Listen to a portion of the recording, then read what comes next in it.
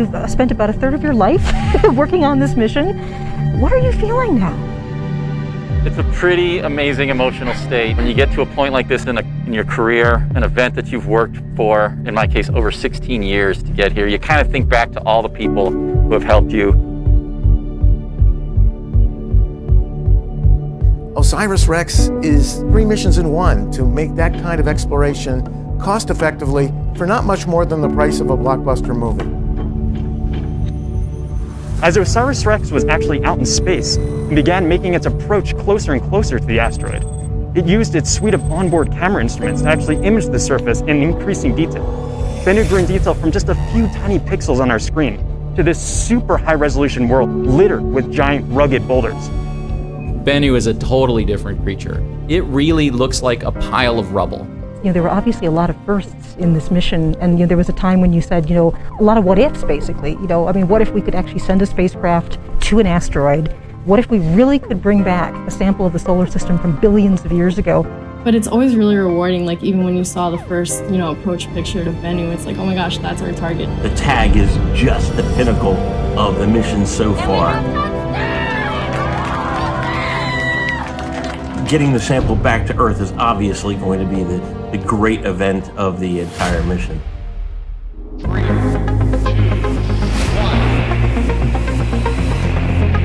And liftoff, OSIRIS-REx.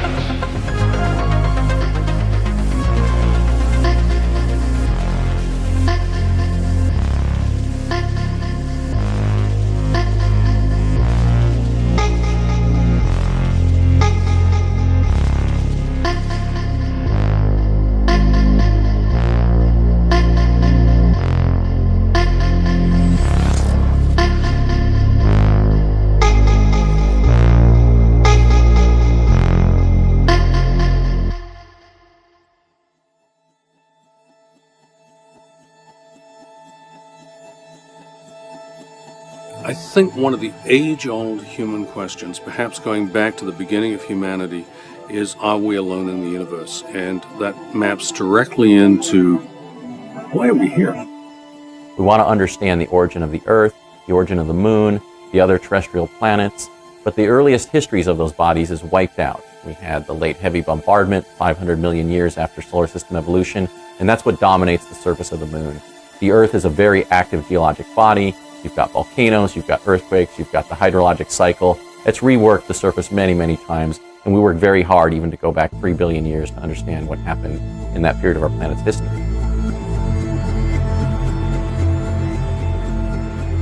The asteroids record the earliest stages of the solar system, from even events that took place before our solar system formed, the stages of protostellar collapse and the formation of the protoplanetary disk, and then the formation of hydrated minerals and organic molecules in the first 10 million years of solar system history. Asteroid Bennu is a time capsule from the earliest stages of solar system evolution. Our main goal is to collect a sample of an asteroid and return it to Earth. But why was Bennu chosen as the target destination asteroid for OSIRIS-REx? Well, the science team took into account 3 criteria when making that selection. We need an asteroid that we can easily travel to, retrieve a sample from, and return to Earth all within a few years' time. And then we needed to think about the fact that we're a solar-powered spacecraft. We couldn't get too far out into the solar system. We couldn't get too close to the sun. So that constrained the size of the orbit. So with all of those constraints, we got down to a few dozen asteroids, and then we looked at spacecraft safety. We needed something that was kind of large and not spinning very rapidly so that we could do our proximity operations and get the spacecraft down to the surface and get that sample. When an asteroid is smaller than those 200 meters in terms of diameter, it actually spins rather quickly. And it can rotate rapidly enough to where even some material could potentially be ejected off the surface. We want this to be a safe, smooth, slow high five of that surface. Our third criteria was composition. Thanks to telescopic observations in the visible and the infrared, as well as in radar, Bennu currently is the best understood asteroid not yet visited by a spacecraft. So we want to go to a carbonaceous asteroid that's recorded over 4.5 billion years of solar system history. And then finally, after all of that, we had about 5 asteroids left. We wanted to go to the one with the highest scientific value. So after all of those constraints were on the table and we looked at the millions of asteroids that are in the solar system, Bennu rose to the top as the optimum target for OSIRIS-REx. What makes Bennu so special? Why is it named Bennu? Who got to name it?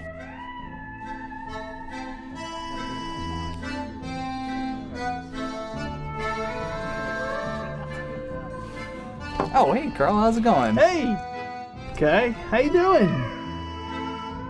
And after we selected it as the target of our mission, we worked to run an international naming contest. We received over 8,000 entries. Many of them were awesome asteroid names. I couldn't believe there weren't asteroids already named some of the submissions that we got. We chose Bennu because it ties into the Osiris. It's an Egyptian heron that's related to our theme on the mission. And the winner was Michael Puzio from North Carolina, and he said that the spacecraft looked like a heron in flight when it went to go down and capture the sample. So we thought that was a really excellent connection between our engineering, our science, and our themes, and that was why it was the winner of the contest.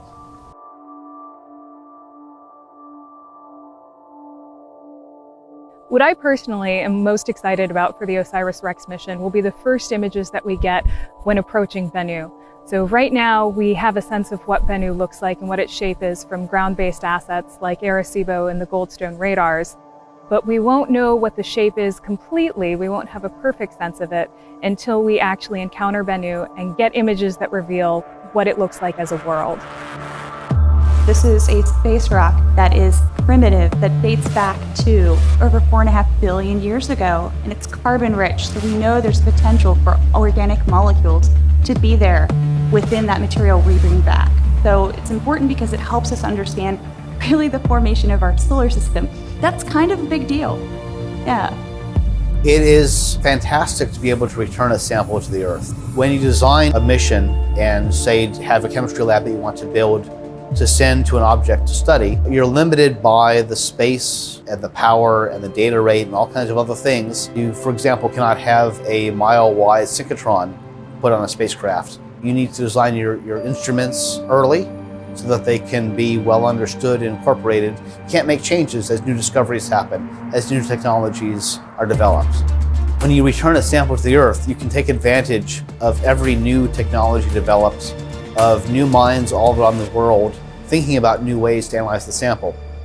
We have learned a lot of information from previous missions to asteroids and comets, and we learned from that primarily to spend the time to characterize the asteroid and then practice and simulate your sampling maneuver many times over.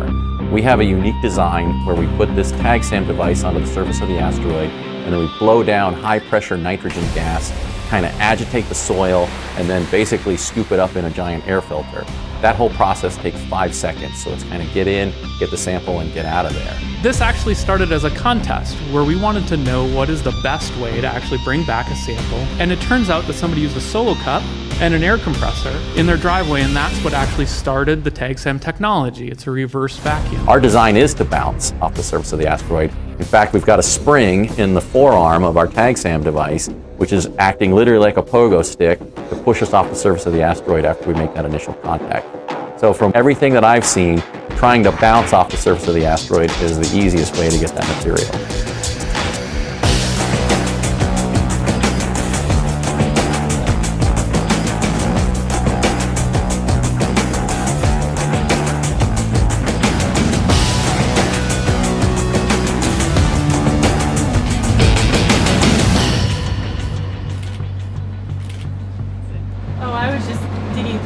how many of the larger rocks were collected. Large ones? Mostly the smaller aggregate. The dust particles were collected.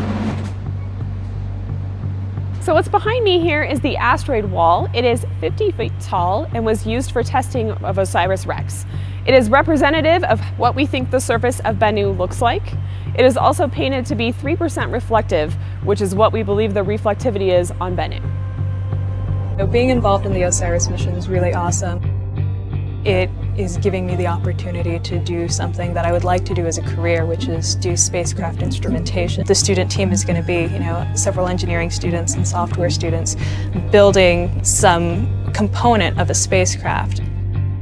Of all the missions I've worked on, OSIRIS-REx has a really unique relationship with our science teams in development. Traditionally, as the engineering side of the spacecraft, we build the spacecraft in order to sort of serve the science teams in this mission. But in this case, for us, the engineering and the science is much more intertwined than normal. The scientists are needed for all of the information from their science instruments on the spacecraft, as well as all their analysis pre-launch, is what enables us to direct the spacecraft, guide it, and land safely on the surface. And so without the science input, we can't accomplish our engineering goals either. We started formal assembly and test operations in March of 2015. We did that in a clean room because it's so important for us to maintain the pristine nature of the samples. So we had extra controls that were required for us on this mission that we haven't had in the past. We then tested the spacecraft through a series of environments that mimic what it sees from the time that the rocket launches all the way until the sample lands safely in the desert in 2023. We tested it over temperature, we tested it over pressure, vacuum, no vacuum. We tested it in vibration environments, and we tested it through the acoustic environment that it sees during the launch environment. It really took a whole team of people in order to make sure that the efforts were successful.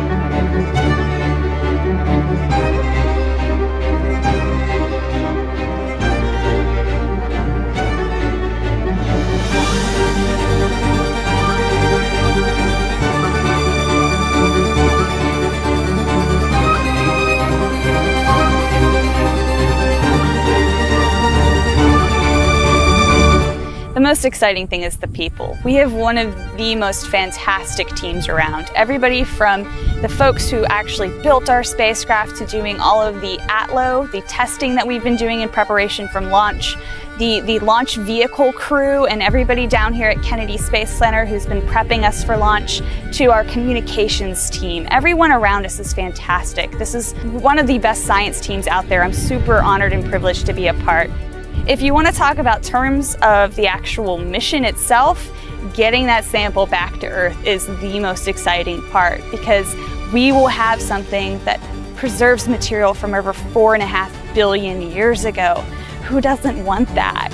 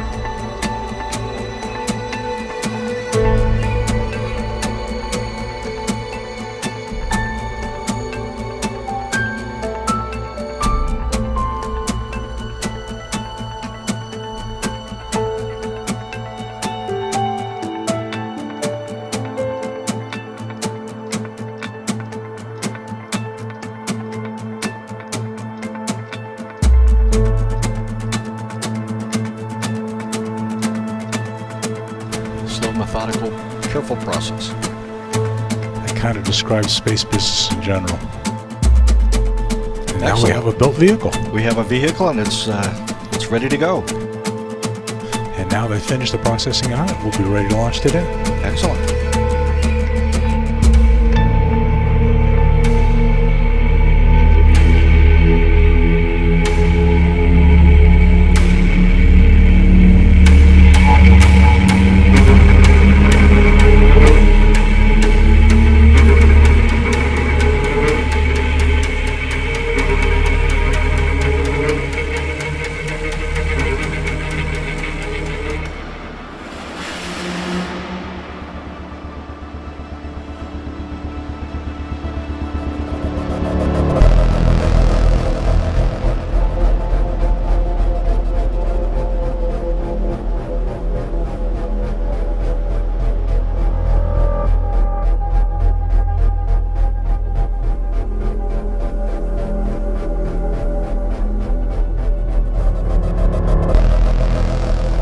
Spacecraft safely delivered out to the vertical integration facility, and then it was hoisted atop the Atlas Centaur rocket. It was. It was a good day to do that. Yeah. So we found a window where the winds were down, where the clouds allowed us to do it, and got up there. The ULA guys have all been spectacular as well. Like I said, we've had a really good time here, and we're looking forward to a spectacular launch as well. 1 minute, 21 seconds and counting. Coordinator, clear to proceed. Launch director, LD is go, and you have permission to launch. Proceeding with the count. What makes you excited about watching a rocket launch? What doesn't make you excited about watching a rocket launch? I hear that you're gonna feel the shock waves and the sound waves. T-minus 1 minute and counting. Status. Range green. No issues with the range. Everything continues to be go. A final status check of Atlas, Centaur, and OSIRIS-REx readiness will be conducted 25 seconds away from launch. T-minus 40 seconds. Stable at step 3.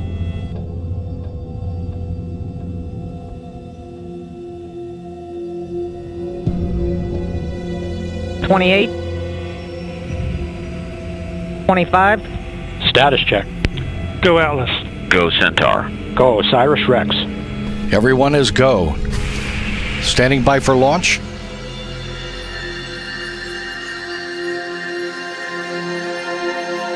Ten seconds. 9, 8, 7, 6, 5, 4, 3, 2, 1. And liftoff of OSIRIS-REx in its 7-year mission to boldly go to the asteroid Bennu and back. Bearings look good. Starting beneath pump speeds and injector pressures are within family. Main chamber pressures have plateaued, begun to ramp off. Hearing the voice of Marty Malinowski, the Atlas has begun a pitch and yaw maneuver to steer to its planned path, 8.5 degrees inclination from the equator. As our main chamber pressure is almost plateaued at this point. Marty 180, injector pressures look good. 45 seconds into flight. Program is complete. Boosters throttled down. And the Atlas rocket carrying OSIRIS-REx has gone supersonic. Standing by to pass through max Q, maximum aerodynamic pressure. Max Q, vehicle hydrates continue to look good. This is the point when the mechanical stress on the rocket reaches its peak because of the rocket's velocity and resistance created by the Earth's atmosphere.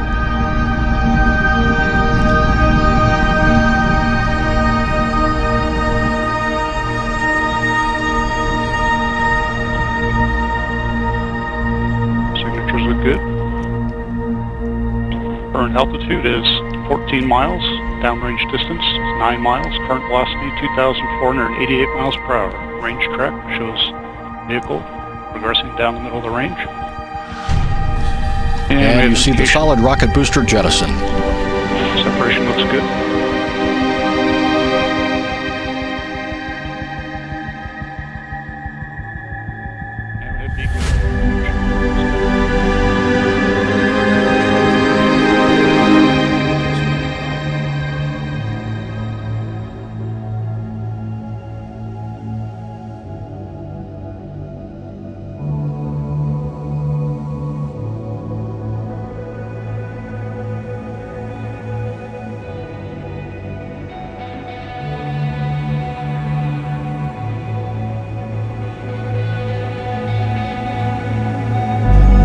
hard to get to this point.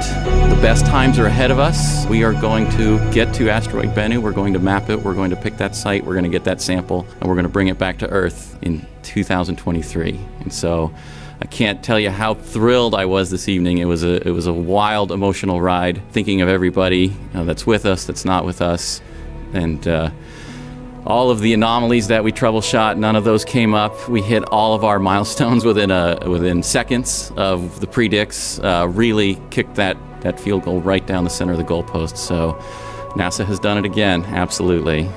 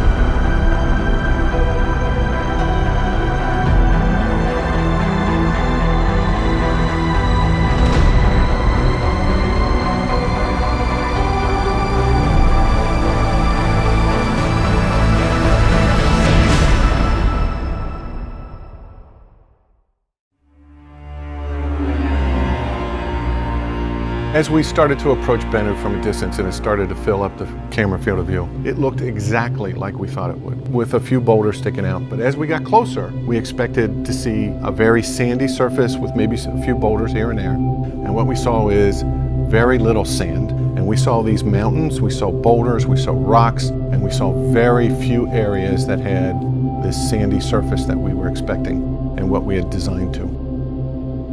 The challenge of finding a tag site on Bennu that met our original criteria was very hard.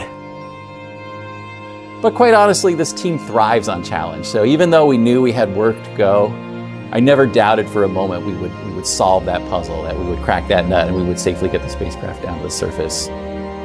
We had kind of expected the unexpected. This team was ready to be surprised.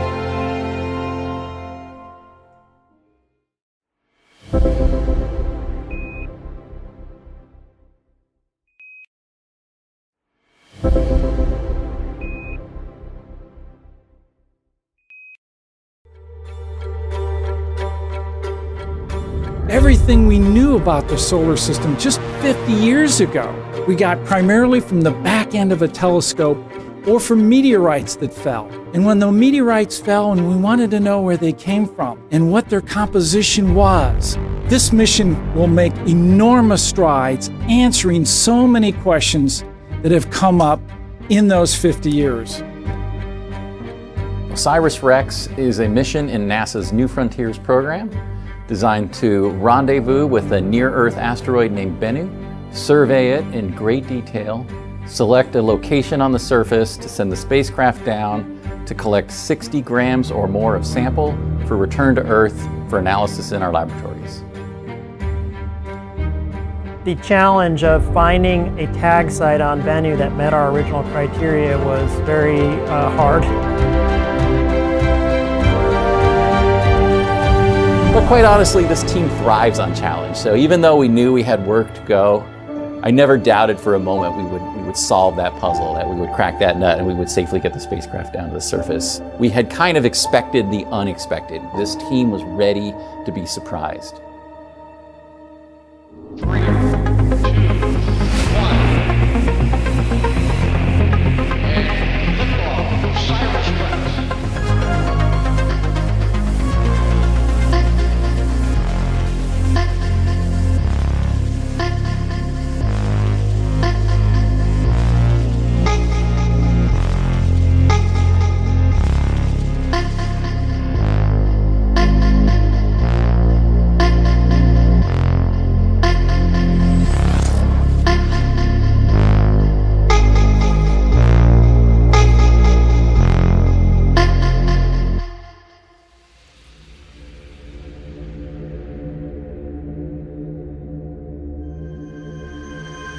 And we are live here at Lockheed Martin in Littleton, Colorado for a truly historic event. In just a few moments from now, NASA's OSIRIS-REx spacecraft is going to actually arrive at the asteroid Bennu. Yeah, so today is what we call arrival. So when we reach 20 kilometers from the asteroid, what we're going to do is do a burn to put us into the precision flying regime that we'll be doing for the next year and a half or so in order to map and discover all we can about OSIRIS-REx and determine the best possible place to go get a sample of the asteroid and bring it back.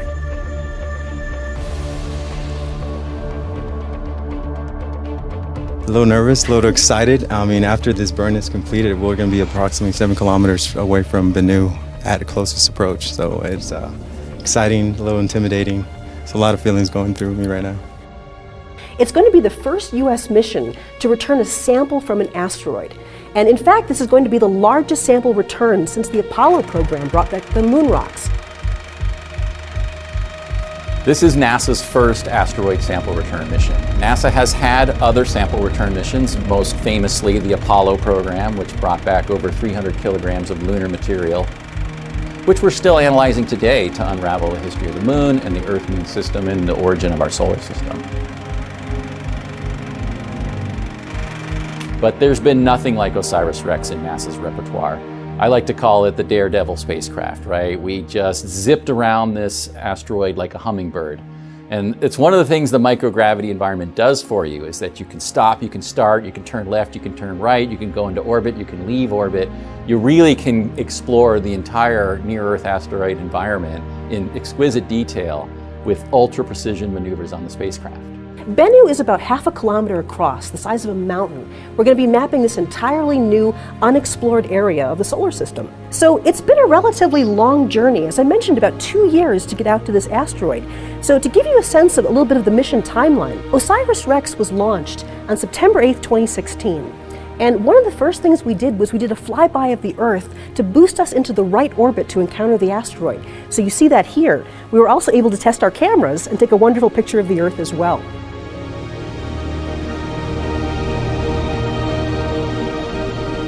Today we arrive at the asteroid and we begin a 1.5-year program to scan and study the asteroid, eventually finding a location in the summer of 2020 to touch down and acquire the sample. The sample, once acquired, is going to be put into a canister and it's actually going to be returned to Earth. You see here TAGSAM putting the sample into this canister, and then in the year 2023, September 24th, this will parachute through and actually land on the Utah desert. So what we're going to do now is actually go into the mission support area here at Lockheed Martin. So how much time do we have now? It looks like we have about 40 seconds or so before we start seeing the actual burn.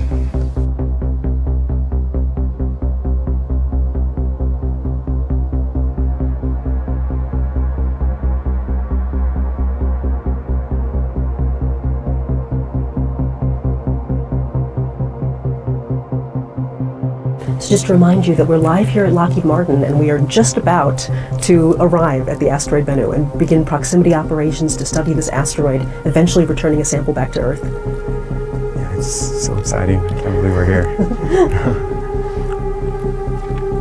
We're right there. All stations, stand by. Burn has started.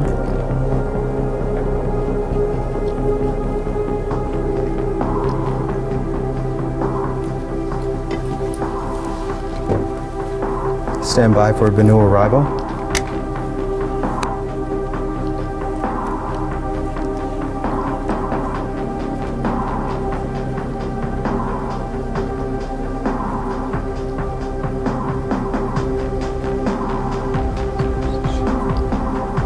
So you can see here we have the Doppler residual, so we know the burn is occurring because I'm seeing a change in velocity from the spacecraft. It's getting very quiet in here. Everyone's whispering.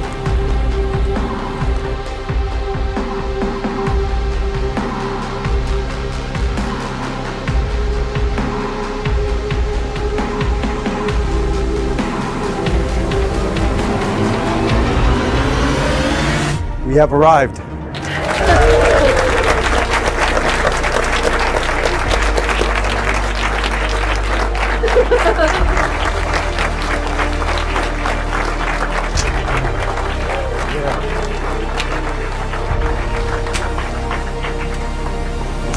may have noticed we were doing a bit of an unusual high five there. That's called the Tag Five, because that's reminiscent of the TAGSAM arm that's eventually going to retrieve a sample. So we are here. We have arrived at Bennu. Arrival was officially December 3rd of 2018, and that was a morning I woke up and saw an event on my calendar that I put there a decade ago. So it was truly a great day for us. Arrival is one of the greatest moments of my career. I remember the very first images that came in, and we had been targeting this asteroid since 2005, so over 13 years of planning and plotting and dreaming about this asteroid, and we first saw it just as a tiny point of light moving across the background star field. And if you didn't know what you were looking at, you would never have spotted the asteroid because it looked like just any other star. But we all knew exactly where to look in that image, and then as you started to blink and you saw this thing move across, and I will never forget that feeling. It's like, it's real. It's really there. There really is something in space, and we know where it is, and we're on our path to rendezvous with it.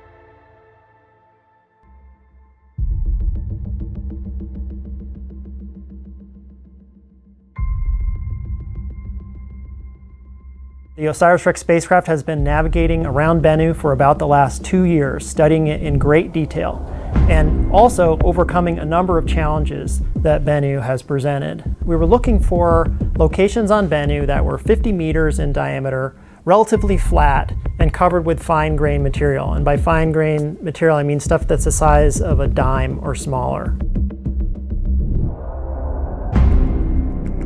As we started to approach Bennu from a distance and it started to fill up the camera field of view, it looked exactly like we thought it would, with a few boulders sticking out. But as we got closer, we expected to see a very sandy surface with maybe a few boulders here and there. And what we saw is very little sand. And we saw these mountains, we saw boulders, we saw rocks, and we saw very few areas that had this sandy surface that we were expecting and what we had designed to. Well, I like to call Bennu the trickster asteroid. So when we first picked the target, we performed an extensive ground and space-based telescopic campaign to try to understand the nature of the surface. And based on thermal data and radar data and the shape of the asteroid, we convinced ourselves that the surface was composed of fine-grained, sandy, or at worst gravelly-like material. And we expected, and quite honestly sold it to NASA as easy to sample.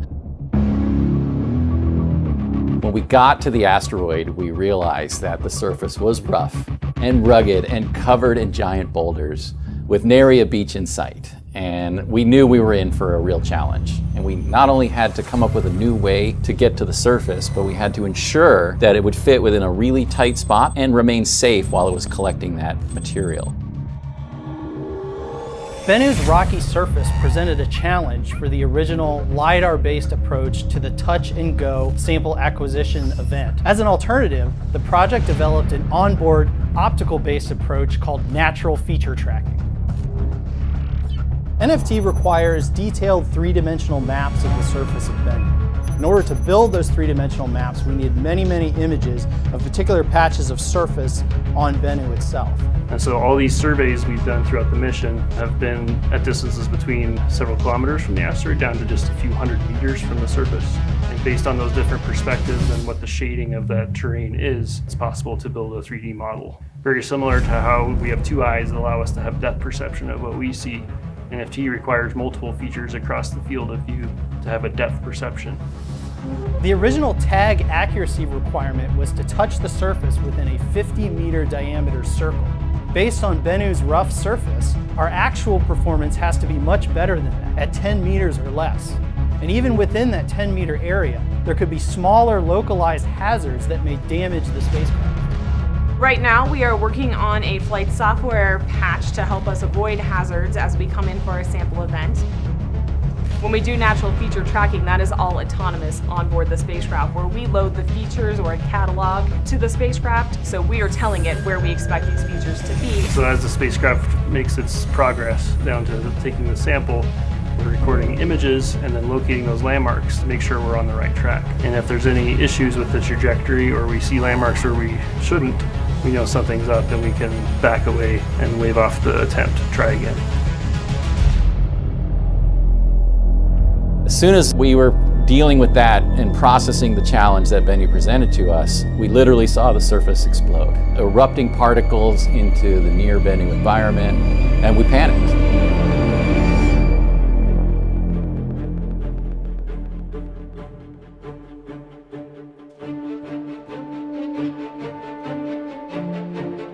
And we thought maybe that this was a hazardous environment and the spacecraft was a risk, and maybe the whole mission might be lost. And this is where we realized how the microgravity environment can really mess with your mind. What looked like a dynamic, energetic explosion on the surface was simply a little puff of material with flakes of the asteroid gently gliding around, sometimes going into orbit, re-landing on the surface of the asteroid. And it turned out to be an amazing science experiment. So what looked like a major catastrophe turned out to be a great opportunity. As we were first approaching asteroid Bennu in that fall of 2018, in the December timeframe when we arrived, we could already clearly see there were a couple of interesting areas that, to be clear, none of the places looked smooth, but there were some areas that were a little bit smoother that we could actually see with our eyes just from that visual observation. But then we had to really study them in detail and quantitatively look at, is this possible to deliver the spacecraft? Is this going to be safe for the spacecraft? And are the particles small enough?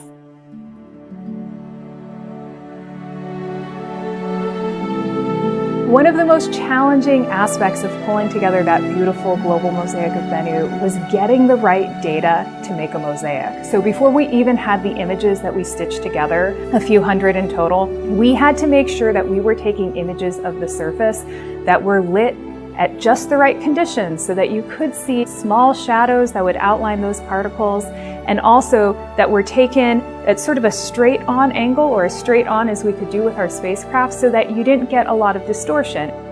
Once we had all of that data, you're dealing with hundreds of images.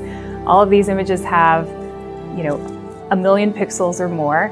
It took a lot of effort, but it looks like a very seamless map of Bennu. It's also the finest spatial scale that we have ever mapped a planetary object, which is pretty impressive.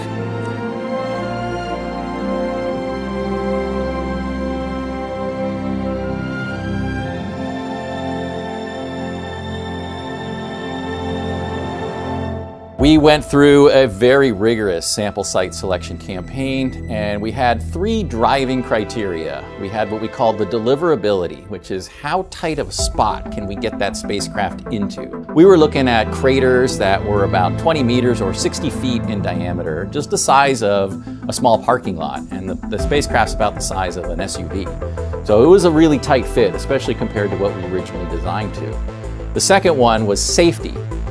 Even if we could get into one of those tight spots, would the spacecraft survive? And we were particularly worried about tipping over and flying away into one of the many giant boulders that dominate the surface of the asteroid.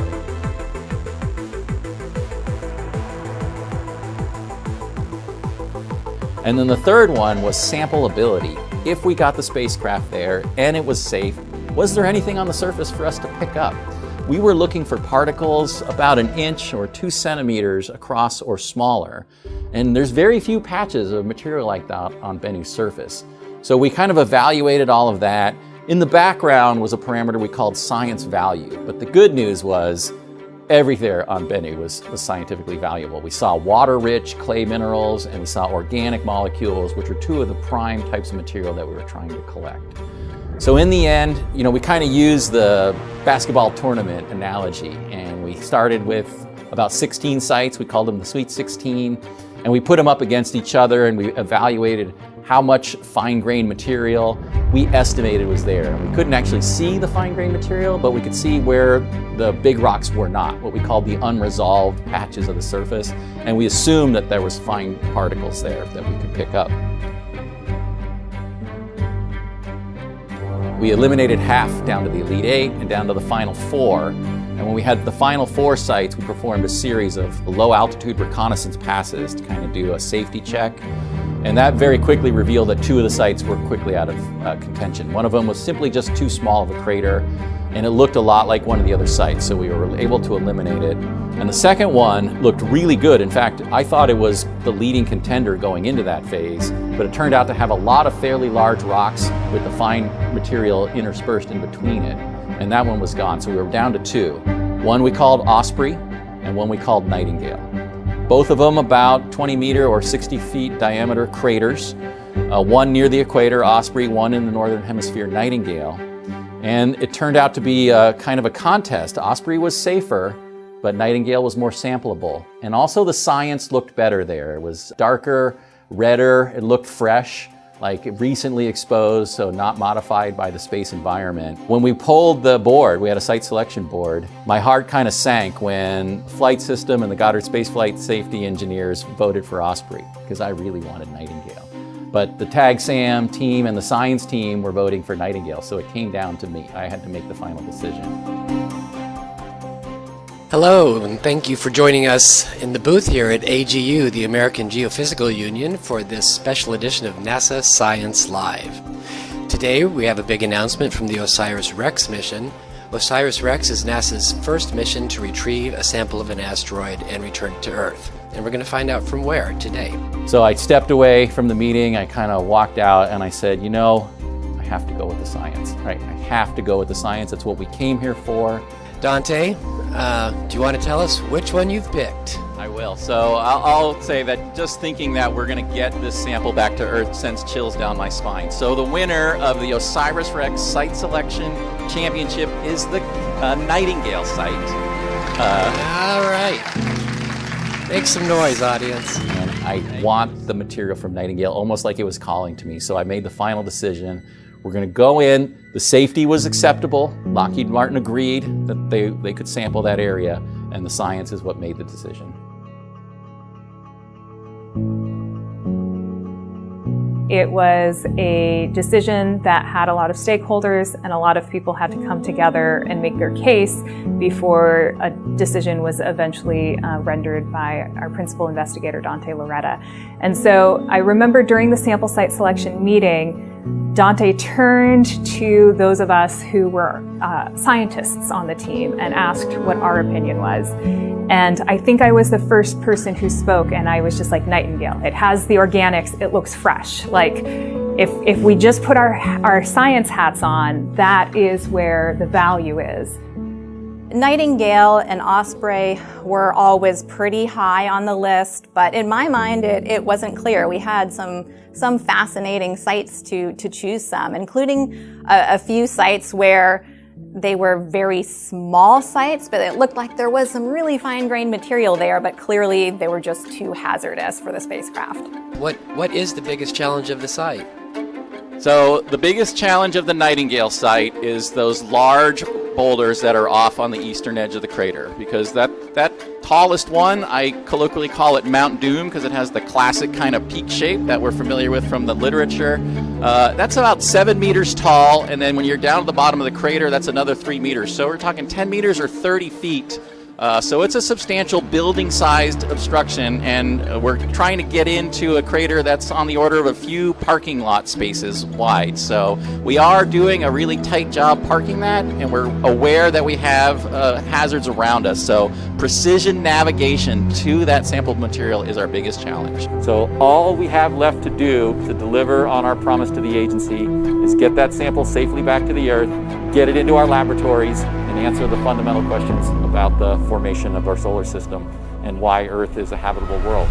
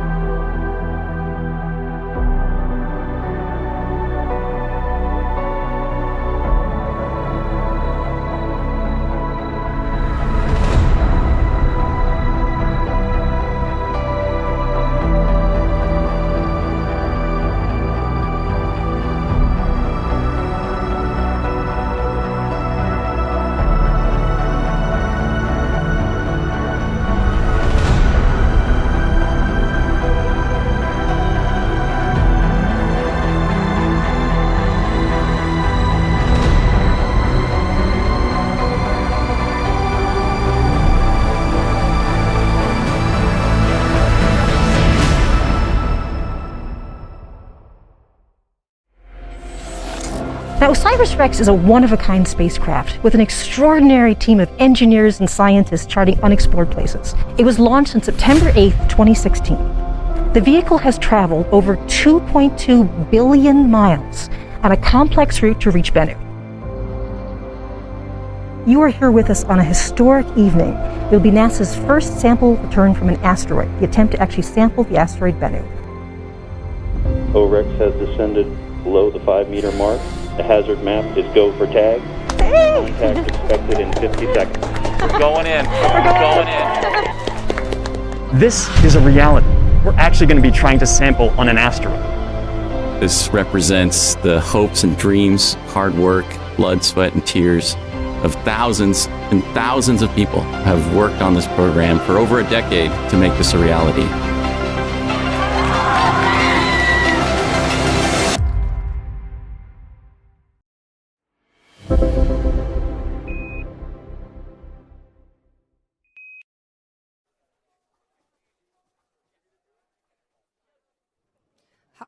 Hi, and welcome to South by Southwest. I'm thrilled to introduce the featured session, Live from Space, NASA Astronauts in Your Work in Orbit. Please welcome to the stage Leah Cheshire, Jennifer Buckley, and Kristen Fobb.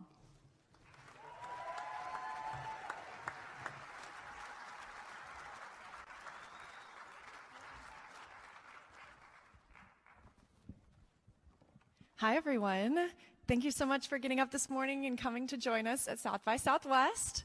We're really excited to be here. We'll get in with some introductions because coming up in just a few minutes, we are going to be talking to two of our panelists. They couldn't be here with us in the room today because they are living in space. So just to start off, my name is Leah Cheshire. I am a public affairs officer at Johnson Space Center in Houston, Texas. I work with the Humans in Space team. That means I work everything International Space Station, Commercial Low Earth Orbit, Commercial Crew Program, and I do live TV commentary for NASA missions, which is my favorite part. And Jennifer, I'll go over to you to introduce yourself. Good morning. I'm Jennifer Buckley. I am the ISS Program Chief Scientist. I provide the science strategy for the ISS program. I provide science recommendations to the ISS program manager at headquarters on ways that we should be utilizing the International Space Station, manage the priorities for ISS, and ensure that we are fully utilizing all of our capability. Thanks so much. Kristen, over to you. All right, yeah, good morning, everybody. I'm Kristen Fobb. I'm the Deputy Chief Scientist at the Human Research Program. So for us, it's really all about the human. How do we keep our humans safe and healthy in space? So it's all about reducing risk that the crew may experience during spaceflight. So that could be physiological, like bone and muscle, and how does exercise play a role in that? It could be psychological, so behavioral health, stress, sleep, medical capabilities. And so it's all about understanding those risks and how do we counter those risks to make sure that we set our crew up for optimal crew health and performance during space exploration. All right, thank you. Well, let's get into it. So before we start, we want to ask your questions to the astronauts today. So if you go into the South by Southwest app and you check out our panel, there is a button that says Engage. You can go in there, submit questions for Slido, and we'll get a chance to ask some of those. So before we get started, what is a downlink? That's what we're about to do with these astronauts. They are living and working 250 miles above our heads, traveling 17,500 miles per hour. That's orbital velocity. And this is how we communicate with our crew members. So they do these downlinks either with schools or events like this, but we also remain in contact with the astronauts pretty much at all times, with some exceptions for satellite handovers, so that our researchers on the ground can communicate with them when they are running some experiments. Do either of you want to talk a little bit about that? Sure, I can talk a little bit about that. So we'll talk probably in a few minutes about the types of science that the crew's doing right now. At any given time during their mission, they'll be doing a variety of science, about 250 to 300 experiments. And so, as you can imagine, those are pretty labor-intensive. The crew often has their hands in a glove box. You'll see some of their workspaces here in a few moments. And so we use our comm on space station basically to enable the scientists real time. So you can walk the crew members through your experiment as you're doing it on space station. They can give you feedback on how things look. You can adjust it and make tweaks. And that's been just a tremendous evolution over the life of the program to be able to do something like that. I'll chat really quickly about a downlink some more too. So it's sort of a song and dance. You know, it's a call and response. So we have teams in Mission Control Houston. They work 24/7, 365, monitoring the health of the space station and helping it fly, as well as obviously the health and happiness of our astronauts. And so we'll be getting calls from the Capcom. That's the capsule communicator. That is the one person in the room who speaks with the astronauts to make sure that they are getting all of their information from one place, keep it streamlined and clear and concise. So they will call out to us and make sure that we're ready for the event. We will let them know that we are more than ready for the event, and we'll get things started. So before that happens, in just a few minutes, a few more fast facts about the International Space Station. The space station is about the size of a football field, an American football field from end zone to end zone, including the solar arrays, and it's about the size of a 6-bedroom house. So at all times, we typically have about 7 people living and working in orbit. That's the number that is there right now because just yesterday, 4 people who were living on the space station came home. Last week, we launched 4 new crew members. They completed a handover. And this morning at 4:47 a.m. Central Time, the 4 returning crew members boosted Earth's population once again and splashed down just off the coast of Pensacola, healthy and happy after 199 days in space. So they spend about 6 months in orbit. We're going to be talking with Jeanette Epps, who just arrived a week ago today, as well as Laurel O'Hara, who launched in September 2023. And she's getting ready to come home here pretty soon. So 2 different perspectives, both first-time flyers. And we're pretty excited. I mean, I hope you guys are excited. Any day you get to talk to space, I can't complain. It's a good day.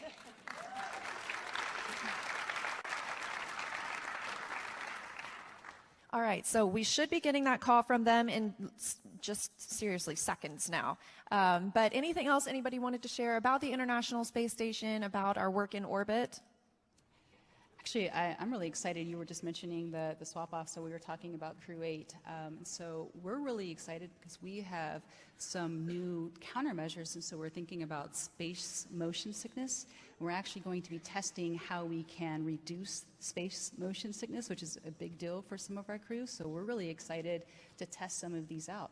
It's really because of the International Space Station that we can understand what's happening, these changes that really help us to come up with how do we get them so they're not feeling so woozy. And I'm seeing our astronauts, so I think we're about to get started. I'm going to stand by for those calls for Mission Control Houston.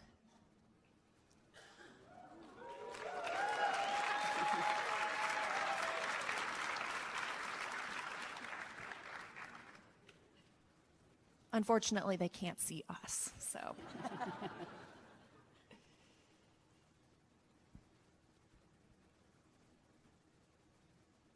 We can hear you, though. We have you loud and clear. Hi, Laurel. Hi, Jeanette. Thank you so much for joining us today, and welcome to South by Southwest. All right. Well, to get us started, Laurel, you've been up there for 6 months now. And Jeanette, you just arrived last week. How's it been for both of you getting started here? Well, it's funny. We're on opposite ends of our mission. And for me, it's just been an amazing 6 months up here. It's been especially fun having Crew 8 get here and get to relive my first couple weeks through their eyes on space station. Just, getting to do all the things we've been training to do for so many years, see space station in real life, see Earth from the cupola. It's just a bunch of amazing days and inspiring moments up here. And then I'll let Jeanette chime in as well. Well, I have to agree. It has been amazing to finally see this after so many years. And it has been a very big learning curve, learning how to move in space.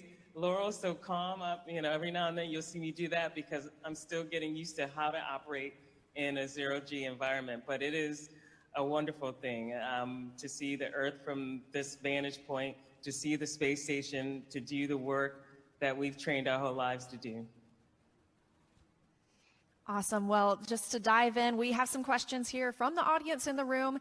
We'll start with this one. How has your perspective on our planet changed since you've been in space?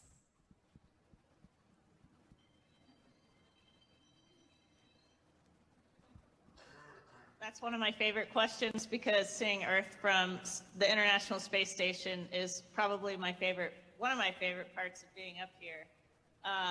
To get to see our planet as one whole planet. You can see entire continents from one spot from space station as we're flying over them. And to get to see Earth from that perspective makes you realize how small our planet is, and also, you know, not seeing borders and seeing it against the blackness of space and the backdrop of stars. It's just amazing, and it makes you realize what a special and unique place we have on planet Earth, and how much more we have in common with each other than we have differences. Thanks, Laurel. You're getting a round of applause in the room. I think we all echo that. All right, next question. You know, we have a lot of people here who are tech developers, entrepreneurs, and they want to know, considering all the teamwork, discipline, focus, and the other abilities required to be an astronaut, what can entrepreneurs learn from your experiences?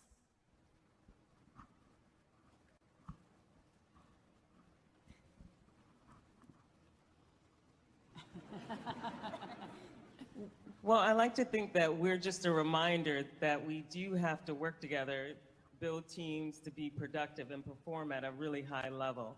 And so for tech giants and entrepreneurs out there, you know, the projects that you work on, how to be inclusive, how to cultivate an environment where teams can work effectively together, you know, those are some of the things that we also work on here.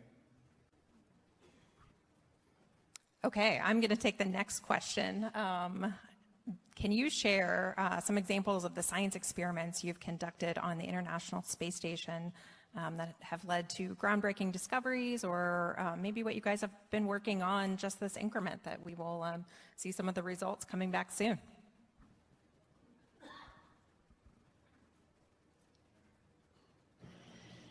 Yeah, it's been super fun up here getting to work on a wide array of science, everything from life sciences to material sciences, combustion experiments.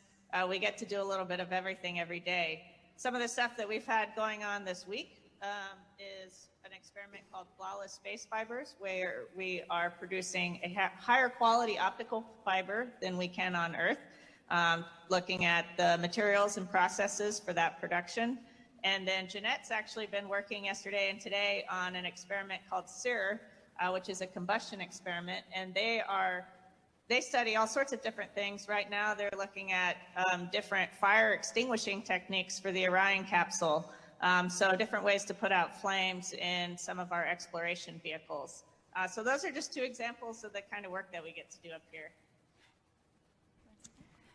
Actually, I'm loving this question. So this question is, my 13-year-old daughter asks, if you could upgrade your living and work spaces, what would you add? She would love to be a lunar architect in the future.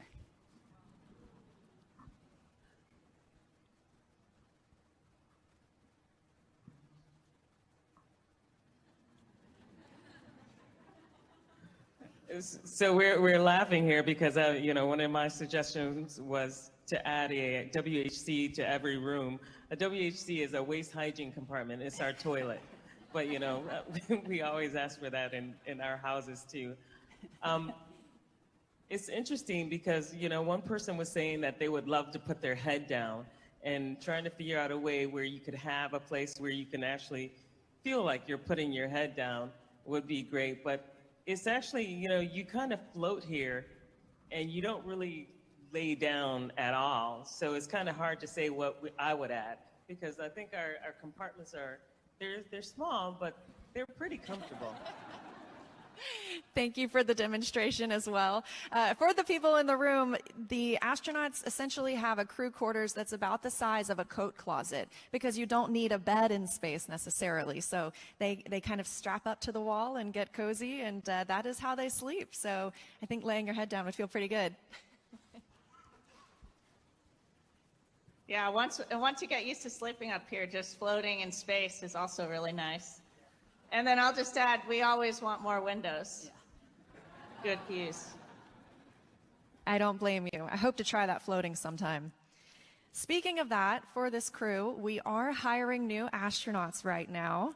So a question for the astronauts living and working on the International Space Station. What advice would you give to anyone aspiring to be an astronaut or prepare for a career in space-related research?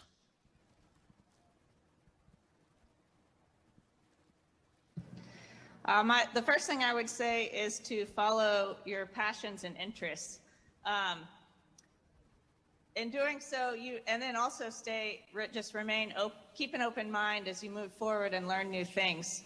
Keep an eye out for opportunities, because at least for me, what I found, I started off with a certain path in my head, but as I learned more and started studying different topics, you never know where your interests will lead you down really interesting career paths. The Earth is a fascinating place to explore.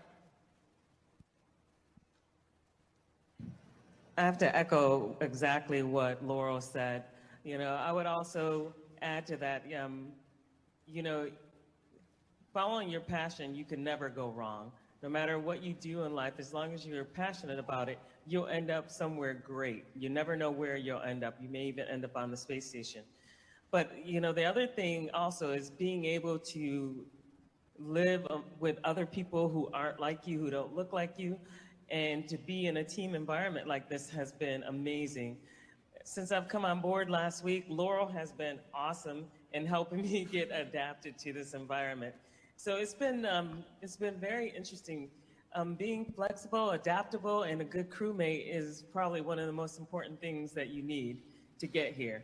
But also you have to have a technical background. But I think having that mentality where you're gonna be a good crewmate and you're gonna help your crewmate adapt whatever they need and try to reciprocate that, I think is very important in this kind of environment.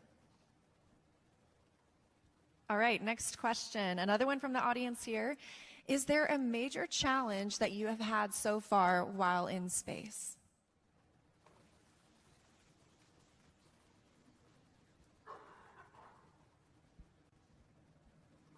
So since I'm new, the challenges I've had in just conducting the second major experiment that I did this time was managing stuff. Because if you put something down and it's not tethered, it's gonna float away, and finding it is way harder than you think. It floats away, it has its own mind. So managing everything that comes out of a bag even, you open a bag and everything wants to escape. So management of stuff has been probably the most surprising to me, especially with a big experiment that, like the SIR one that we conducted this week. And yeah, we were talking earlier about this. One of the fascinating things about being up here is how quickly our brains adapt to the microgravity environment. So, in the first couple weeks, microgravity is a challenge that you have to overcome. It's something that that's working against you. But the longer you stay up here, it becomes something that helps you out. So in the first couple weeks I was here, like Jeanette's describing, you're kind of working in spite of it, and now it's a tool that I use, floating something next to me, or taking advantage of the fact that we can spring and be on any surface at any moment. Those are all things that are super helpful. Okay, and I'm going to ask this next one. So what is the tastiest food you've had in space? And then if I can expand to that, can you maybe talk about the importance of food in space?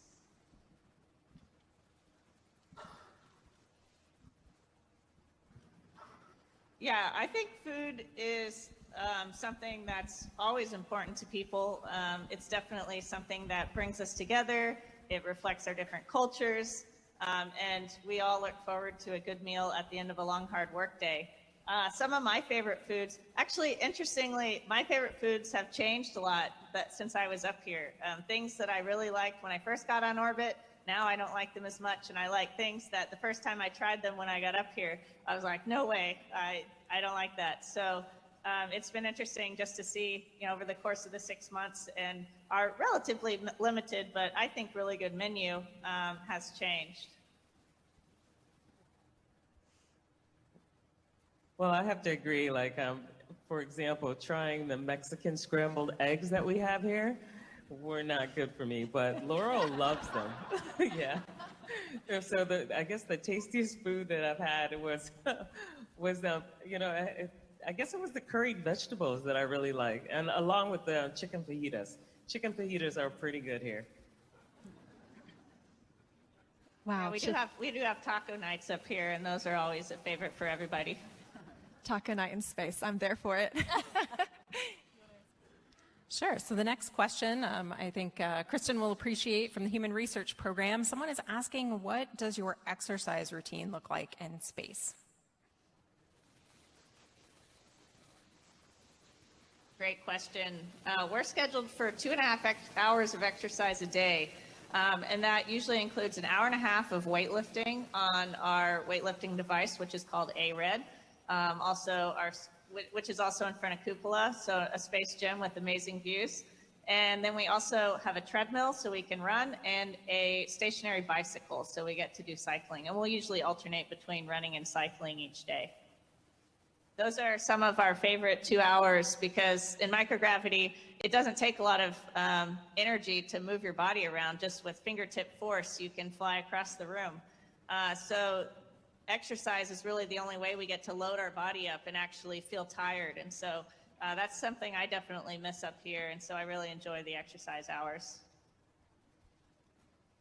Yeah, and it's one of the countermeasures that we use for our bones and our muscles as well. Like moving around here is really easy, like Laurel said. But if we don't exercise when we get back to Earth, you know, we may have some muscle loss and maybe some bone density loss. So exercise is a must. Thank you both. I think we all have some experience with telework, so I like this next question.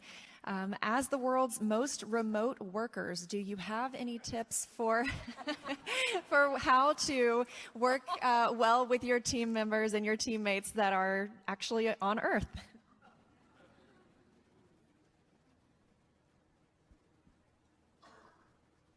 Definitely. Space Station is an excellent platform for that, like you mentioned. And I think kind of like Jeanette was saying earlier, just keeping an eye out for each other and helping each other out when you can. Like, for example, up here when we get close to the end of a day, if someone's finished with their task a little early, they go and check with everybody and see if anyone needs help with theirs. Even something as simple as, you know, putting in dinner for one of their crewmates who's still working, that's really helpful. And then along the same lines, being able to take care of yourself. So make sure you're getting enough rest and personal time so that you can be focused and present for your team when they need you to be. Yeah, and you know, even to the point of like, we have one toilet, one WHC, you know, being the courteous one, making sure you're not the one to like, you know, leave the toilet up like on Earth or something bad. So, you know, just being a really good crewmate and just considering how you would feel if someone helped you and try to do that for your fellow crewmate. I'll tell you that Laurel has been extremely helpful in getting me through this week in a lot of little things that, you know, sometimes you don't think matter, but it goes a long way. So you guys have talked a lot about teamwork and working together. How do you celebrate things in space? So how do you celebrate holidays or maybe have that time together as a crew?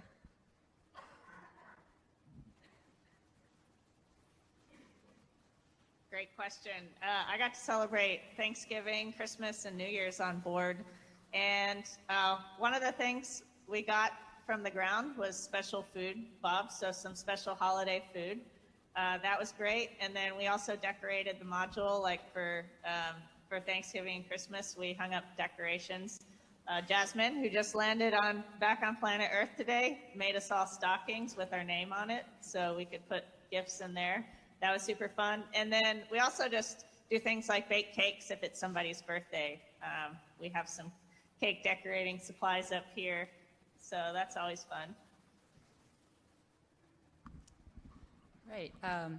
So you don't have a typical day and night on station. So can you talk to us about your perception of time your sleep cycles? How does all of that work on ISS?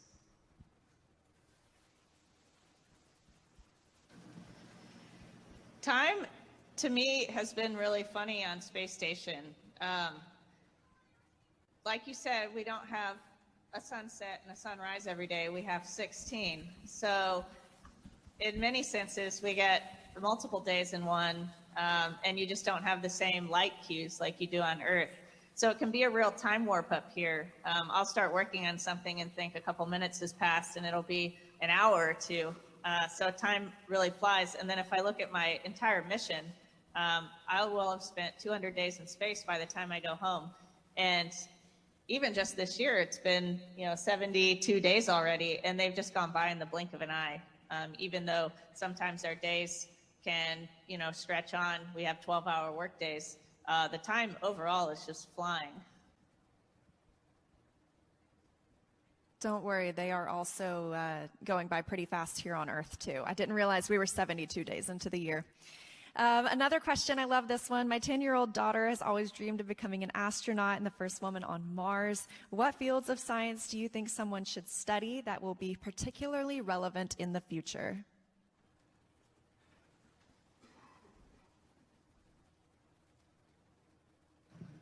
Well, it's interesting. I think Laurel alluded to following your passion earlier, and I have to agree.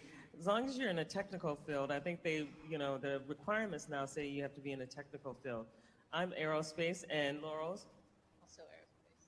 We're marine biology. Well, but she's done so many different things outside of aerospace as well, and so it's kind of interesting. You can be aerospace, biology. We have geologists. We have fighter pilots who are also electrical engineers. We have medical doctors. So there's many different paths you can take. I would say pick your passion and follow it. And I'll just add, for exploration in general and NASA's mission, it really takes a wide variety of people to support that. So beyond just being an astronaut, you have photographers, you have people in, Flight directors. Flight directors, flight controllers. We have publicists. We have graphic artists. We have, of course, a broad human resources support. So pretty much any job that people are doing in a small town, people are doing at NASA. And so if you want to be involved in exploration, there's a lot of different ways to do that. Thank you both so much. I know that we are running out of time with you two today. We'll let you get back to your hard work aboard the space station. So thank you again, Jeanette. We can't wait to see everything you do over the next 6 months. And Laurel, we can't wait to welcome you home to Earth in just a few weeks. Thank you so much for the questions. We're super excited to be there today. Station, this is Houston ACR. Thank you. That concludes the event.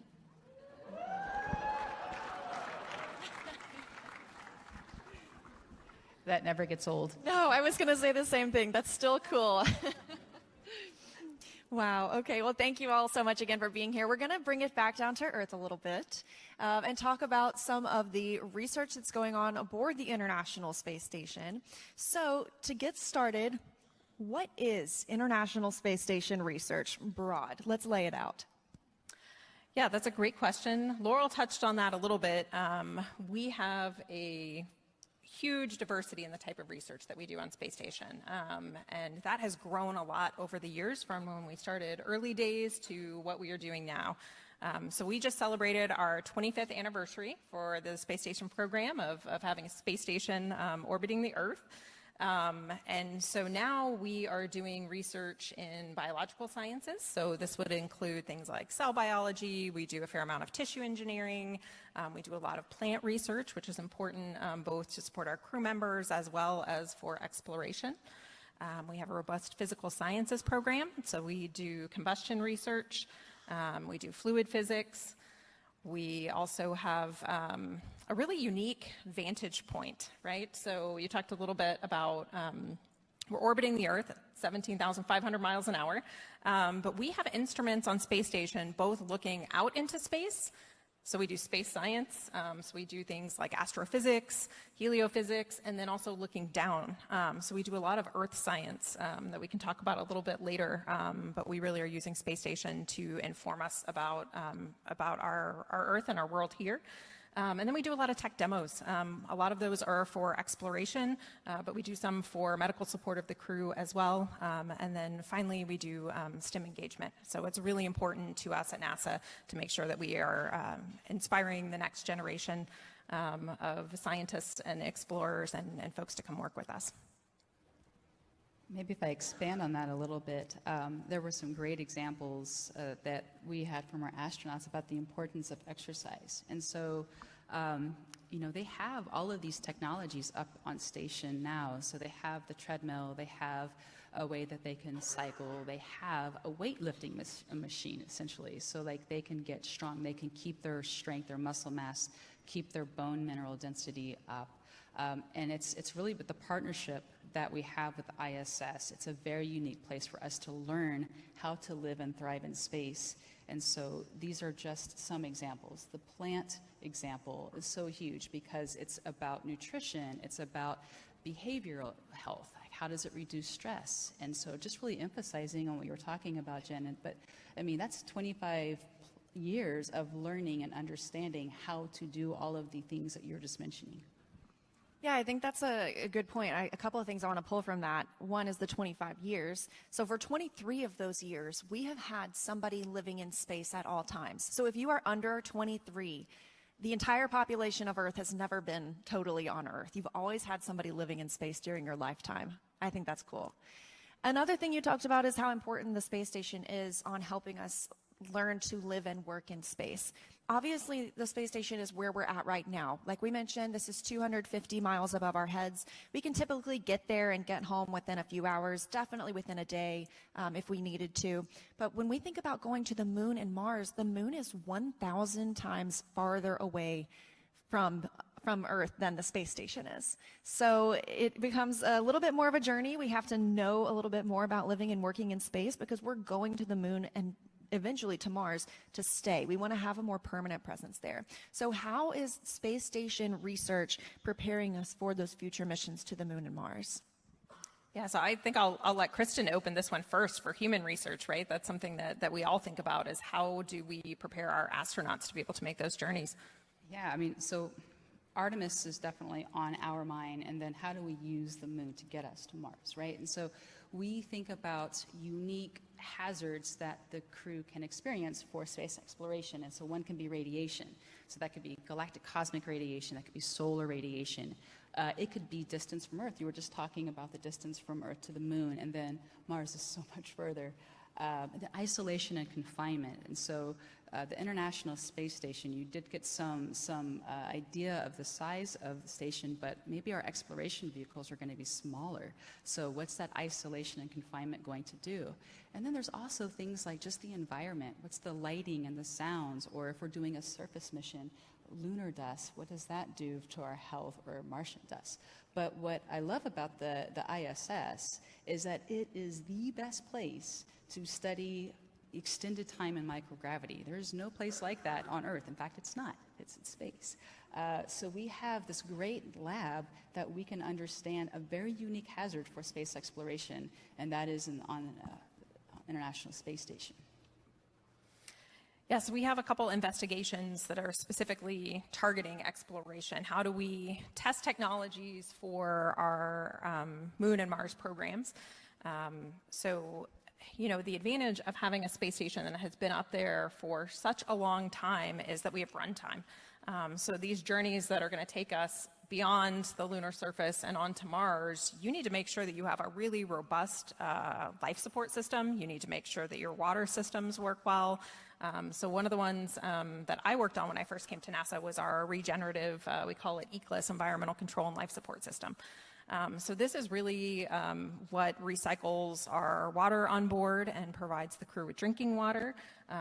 That water then turns into, we split the water, right? And that oxygen gets pumped back into the cabin. So that's the air that the crew members breathe. And then we have to scrub CO2 out of the environment. And, you know, on the International Space Station, we had the luxury of, in the beginning, as we're trying to bring these systems online, flying bags of water if something happened, if our system went down or something broke. But, we don't have that as we go these further distances. And so that has really served us as a wonderful platform to be able to test out these systems and do some of our tech demos. We also talk about when we go to the moon, or we go back to the moon, I should say, we're going to have a more sustainable presence. And what does that mean? That means we are going to have a presence on the lunar surface, and we're going to need infrastructure to support that. So a lot of our experiments, like we talked about, things like greenhouses, plant growth, those are things that we'll want to do on the lunar surface, as well as even building structures and infrastructure. So we've done some experiments on the International Space Station. We have a centrifuge up there where we've looked at how does concrete like substances form in space. Can we use lunar regolith, which is like a lunar dirt, right? How do you use that, and can you use that to make building materials? And so we've done things like, what does it look like on microgravity? We can spin it in our centrifuge and say, what does this look like in lunar gravity, and what does this look like in Martian gravity? So this is really informing a lot of the technologies that we'll need for our exploration programs. And just wanted to give everyone a heads up before we move on to our next question that you can also ask questions of our panelists. So don't forget to go into the app, let us know what you're wondering about, and we're going to get to those in just a few minutes. But to bring it back home and make it a little more relatable, I think, how does what we're doing on the International Space Station through this research benefit life on Earth for all of us? Yeah, I could start with that. So we actually study a lot of things that probably, are very relatable. So like imagine if, remember COVID, we were all isolated. We were all stuck in our homes. We all had to adapt to a remote environment. We may have been stuck with people that we didn't necessarily want to be stuck with for a year. So how do we deal with that? How do we study that? How do we make sure that we can thrive in those types of environments? And that's very similar to the things that we study, is how do we work on team dynamics? How do we work on behavioral health? What does the impact of important nutrition and exercise do for behavioral health? We study things like cancer. So again, I mentioned earlier, something like radiation. So we want to understand long-term effects. So we can study things like neurocognitive complications like Alzheimer's or Parkinson's, cancer. Jen mentioned earlier medical technologies, and so we think about our tech demos, and so we want to be able to do a lot of our blood analysis or trying to take samples and do analysis right there on the spot. So if we have the ability to do that in space, then we can perhaps have the ability to do this anywhere on Earth, particularly in populations where maybe it's harder to get medical health care to them. Yeah, I think some of those biomedical examples kind of come to mind first when we talk about things like that. Science and biology works very different in microgravity, right? And we can use that to our advantage. So 3D structures form more readily. So you can do things like protein crystal growth. So those are proteins that are really hard for scientists to recreate the structures here on Earth because you're fighting against gravity. That's been hugely successful in the pharmaceutical industry for the International Space Station. So we have been able to support investigations for advances of things like a drug that's in clinical trials now for Duchenne's muscular dystrophy. We also had some early work on being able to take the chemotherapy drug or cancer drug Keytruda and help make that protein in a way that patients could receive it as an injection to make it easier for people to take. We do a lot of organoid type research, and we even have a 3D bioprinter on board. So this helps us have insight into creating models that we can potentially use on the ground, but also use in space. So Jeanette's going to be working on an experiment where we're looking at brain organoids in space and testing different therapeutics for neurodegenerative diseases. And obviously those things are much easier to do when you're not fighting against gravity and you have these 3D structures more like what you would have in the human body. I talked a little bit about some of our external instruments that are looking down on the Earth.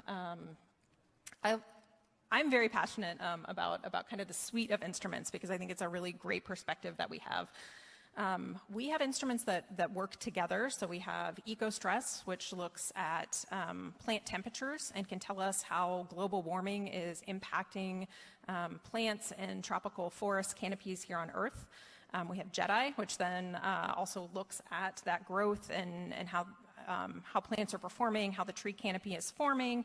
And then we have OCO3, which is our orbiting carbon observatory. So that looks at what's happening in the carbon cycle here on Earth too. And so I think the really unique thing about the International Space Station and low Earth platforms with this capability in general is this is the only place that all of these instruments can work together. You can put each individual one on a satellite, but the International Space Station passes over 95% of the Earth's inhabited surfaces.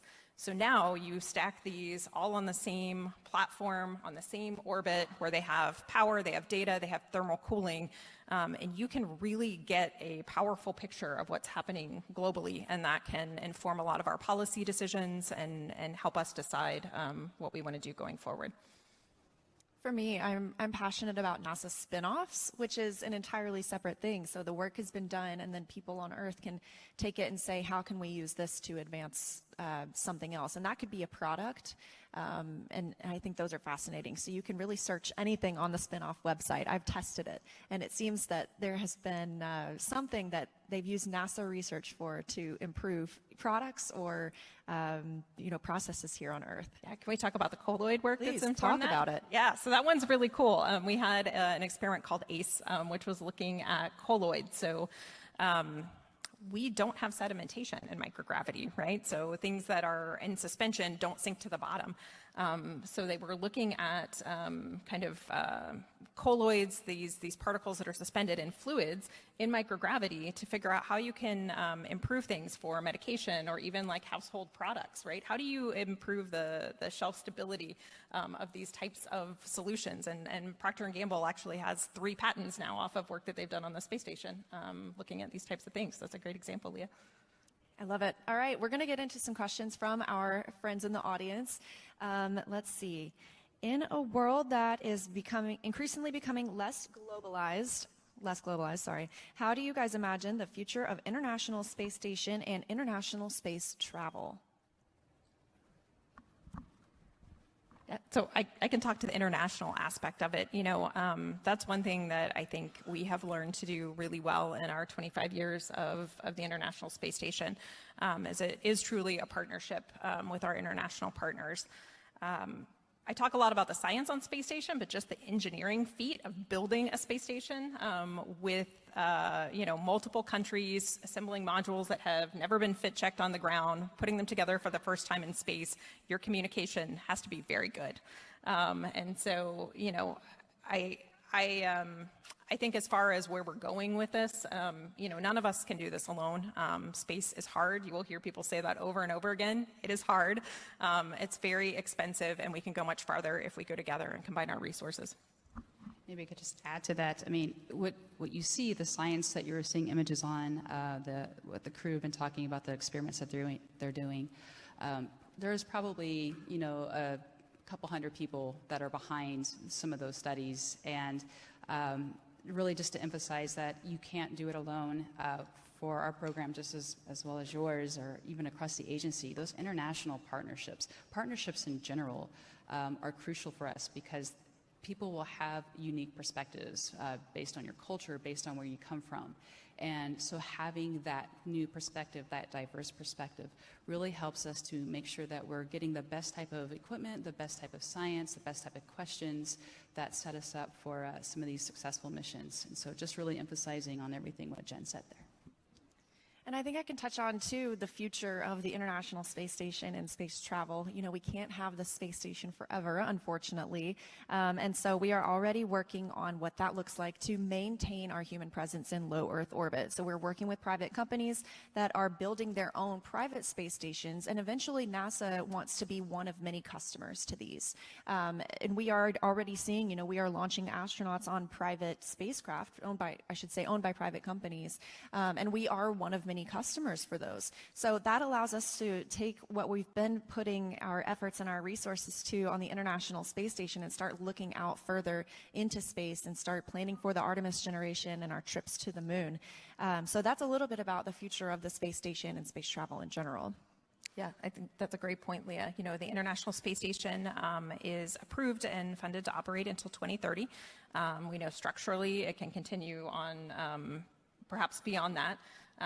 But, you know, NASA's mission really is to start partnering with some of these commercial companies that are looking at building commercial LEO destinations. So you'll hear us talk about CLDs.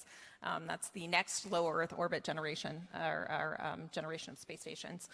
And that will really allow us to look at stepping out into the solar system and focusing on exploration. I like this question. How are experiments and knowledge shared between teams from different countries? Is there a global idea of who wants to work on what? And are there shared teams? And are there project leaders?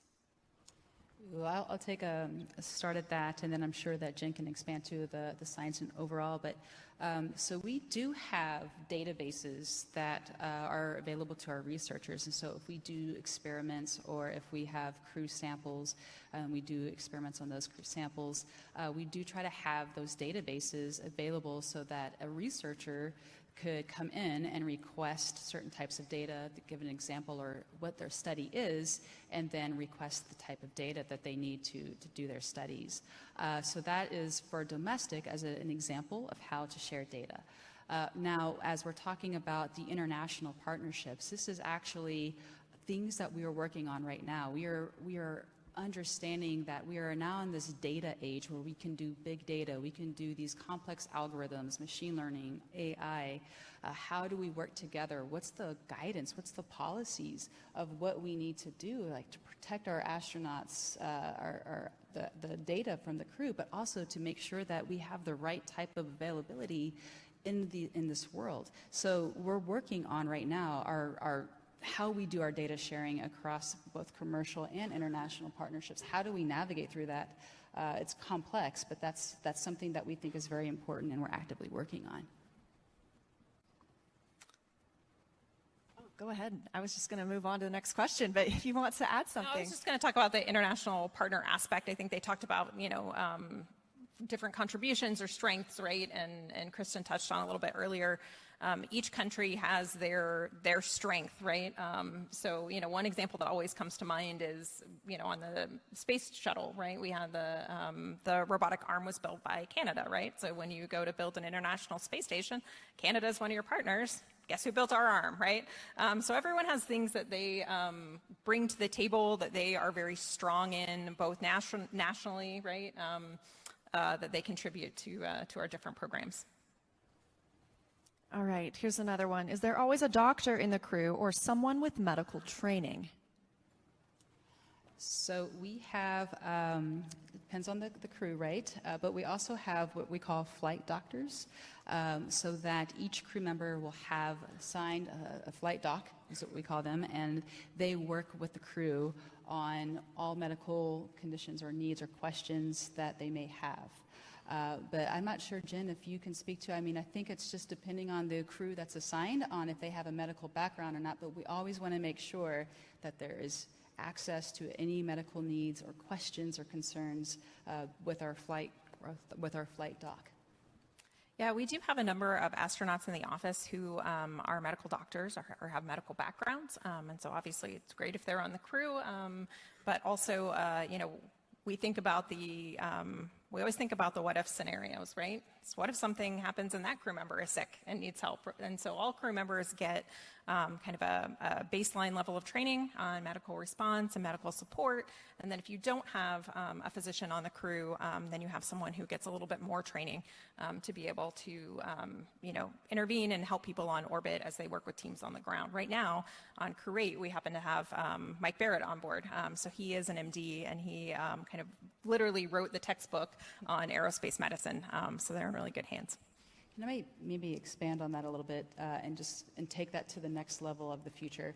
This is where we can actually start to look at VR, virtual reality or augmented reality, so that we can, in these unknown unknowns, when we're doing space exploration, so when we're moving from the moon and beyond, how can we take advantage of virtual reality and augmented reality to train or to help guide on medical conditions? So having some more self-reliance on some of these conditions that may arise during space exploration, so that we kind of see that as the future that we want to pursue. And I think, too, we're looking at the original telehealth as well. You know, they have private medical conferences weekly, or anytime that they need one, they're able to speak with someone on the ground, a flight surgeon, a flight doctor, and they can share how they're feeling emotionally, how they're feeling physically, and that's someone on the ground who has that expertise and that training to help them feel better. So if you've ever used telehealth, you know, you're not far off from what an astronaut on the space station might experience. Let's see. Do any of you have plans to visit the space station? I wish. Anytime they want to offer, I'll go. I think I have to save up some money to do one of the private astronaut missions. Yeah. It's a little. If anyone wants to fund me, I will go. Okay, let's see. The ISS is a scientific lab. How do researchers ensure the scientific experiments conducted in microgravity can be translated and have a positive impact back on Earth? I mean, yeah, I could take a stab at that. So yes, so when we do the flight studies on station, like we find this to be very important. They actually help us to plan for those future missions. But as we were talking about earlier, and like how does our research come back to how does it help on Earth? So we have a team of scientists that plan for these. We have a team of people that implement the research on ISS. We work with our colleagues across the agency. We work with our ISS program peers to make sure that we are integrated and that we can perform our science. And if we have troubleshooting, if we need to if there's a glitch or a problem in the study, that we have a team to support to ensure that we get the science that we need. But again, just to emphasize, a lot of the studies that we do, we think have on-Earth applications like behavioral health, like how do you deal with team dynamics. And so the studies that we do, we'll publish on and say, here's the impact, here's what we're learning on station, here's where we're learning on these isolation analogs across the planet, and how this can hopefully be applied and translated into everybody's daily lives. Yeah, and the research that we do on space station isn't just for space. So the International Space Station is a national lab. So you'll hear us talk about the ISS National Lab. What this means is that Congress designated the International Space Station as a lab. So starting in 2005, it is a national lab. So it means 50% of resources on the International Space Station are open to the American public for basically non-NASA use. So there is CASIS, the Center for Advancement of Science in Space, or you can find them on ISS National Lab. So if you have ideas of research that can improve life here on Earth, but needs microgravity to do your research, it is open to the American public to come do so. All right, next question. How does the partnership with private entities like SpaceX, how has the partnership with private entities like SpaceX helped space missions? It's a game changer. It's opened up opportunities. First of all, just being able to launch on U.S. soil again, and being able to have a higher cadence of crew that can go to the International Space Station and do the type of research that we need to understand what are the risks, what are the hazards for space exploration. It's disruptive. It's a game changer. And not only just SpaceX, we actually have a whole group of people that are focused on those commercial partnerships within our program on what's the future look like for CLDs, as Jim was saying. And so some of these partners that are going to have these low Earth orbit stations that we will continue to do our studies on, it's going to be critical for us.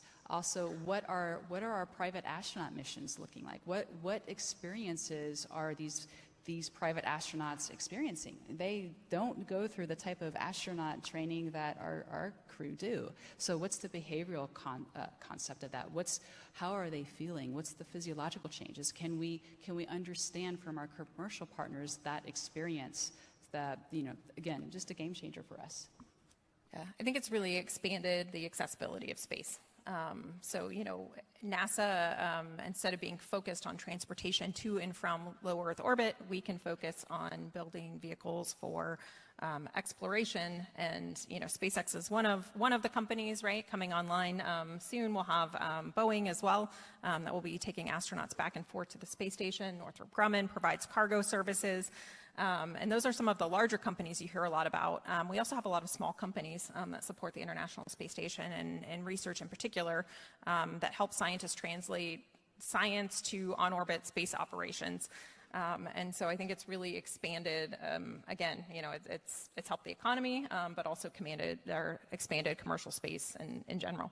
Can I maybe just pull a little bit on what you were just talking there with small companies? And so we actually do partner with, there's a small business opportunity that NASA provides as a program where you can come in as a small business and look for technologies or what we're calling out for as a need, like maybe I need to look at a blood analysis tool, or I need to look at something for my eye vision health, and it needs to be small and compact. And so these are ways that we also try to do outreach to the communities and to, again, foster some of the small business development that hopefully helps not just our space needs, but then also on-Earth applications for the company as well.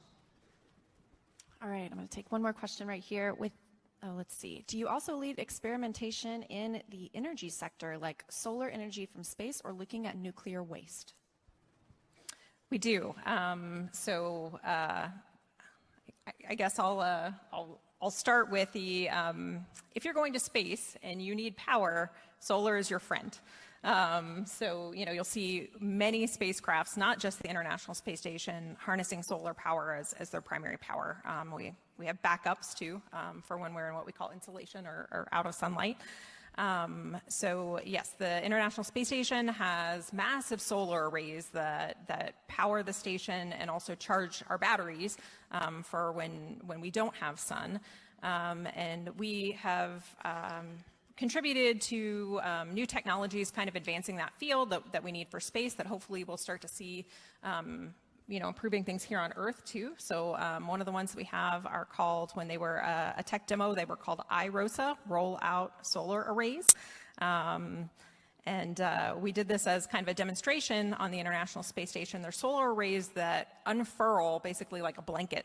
And they're really neat to look at. They just sort of are floating, kind of suspended in microgravity, coming out from the space station. And that was to supplement our original solar arrays. Those worked so well as a tech demo that as a program we have adopted them. So now we dropped the investigational I, and we call them our ROSA, rollout solar arrays. And so we're replacing and kind of upgrading our power systems on space station based on that. We also, next week, are launching SpaceX 30 mission. So this is a cargo flight packed full of science. And we have an investigation on that flight, which is looking at basically improving solar cells. So this is one of our EPSCoR investigations coming out of the educational department, and it's from a university. So we're looking forward to seeing how that research comes out. I love what Jen is highlighting here, because it's also about material science and moving material science forward too. And so all of these examples that you've just listed, Jen, like this is another way of moving really moving the needle forward for material science, so that you can do these types of things on Earth as well. So thanks for that example. I think it was a really cool one. Yeah, we didn't talk much about material science, but if you really want to test out the robustness of your materials, putting it in space where it's exposed to extreme temperatures, atomic oxygen, as well as micrometeoroid debris, you basically get these debris hits on the surface, are a really good way, both on small and large scale, to test out how robust your materials are. So we have talked a lot about a lot of different types of research today, a lot of different opportunities. So I want to bring it all home and ask, how can someone who's interested get their research or their work and work with the space station? So from our human research program that we do solicit for grants. And so if you're a scientist, if you're a researcher, just look, and we have grant opportunities where you can apply for a grant. We also, again, I mentioned earlier, we partner with the SBIR program at NASA, and SBIR is really about small businesses, technologies. We also have what we call ground analogs, and these ground analogs actually will mimic a component of spaceflight. And so if you think about Antarctica and isolation and confinement as an example of a ground analog, and so sometimes, and I think right now we even have open calls for recruitment for ground analogs. And so if you want to experience components of what it's like to be in space or be an astronaut, that's a great opportunity. We also partner with something called TRISH. It's a Translational Research Institute out at Baylor College of Medicine. They do a lot of kind of disruptive, outside-the-box thinking on technologies and research as well, and so they will also have solicitations for science and technology development too. And on the NASA side, we have a announcement of opportunities or a kind of centralized repository of where you can submit grants for NASA-funded research. So we'll leave you guys with a QR code at the end that has a link to that. We love acronyms, so it's called INSPIRES. We also have the ISS National Lab, which I mentioned earlier, which is open not just through the NASA funding and kind of NASA pathway, but to give everyone in the United States an opportunity to fly research in space. I think we have a QR code that'll come up soon that'll have a link to a lot of these different places if you're interested in working with us. And of course, if you just want to learn more about NASA and get more engaged with NASA in general, we are all over social media, and it's amazing content. And you can actually see the International Space Station.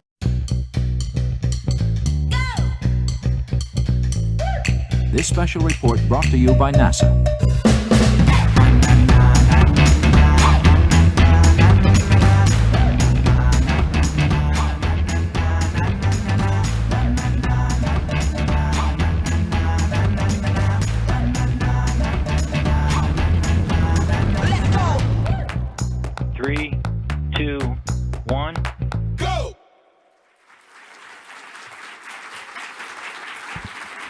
Good morning. Good morning. Thank you for that applause, and welcome to NASA headquarters in Washington, D.C. We are live inside the Webb Auditorium to celebrate the NASA worm, one of the world's most iconic symbols. You can see it here behind me. It is a sleek, simple design, NASA styled in a bold, unique type. It first debuted in 1976 and then was retired in 1992, but now it is back supporting NASA's main insignia, commonly referred to as the meatball. Today, we will hear opening remarks from NASA communications experts, followed by a panel discussion, and one of those panelists is actually the designer and creator of the worm. We will learn the history of its creation, why it went away for almost 30 years, and why it's back, and also why our agency and the public love it. So without further ado, I'd like to invite Mark Etkind to the stage, the Associate Administrator of NASA's Office of Communications.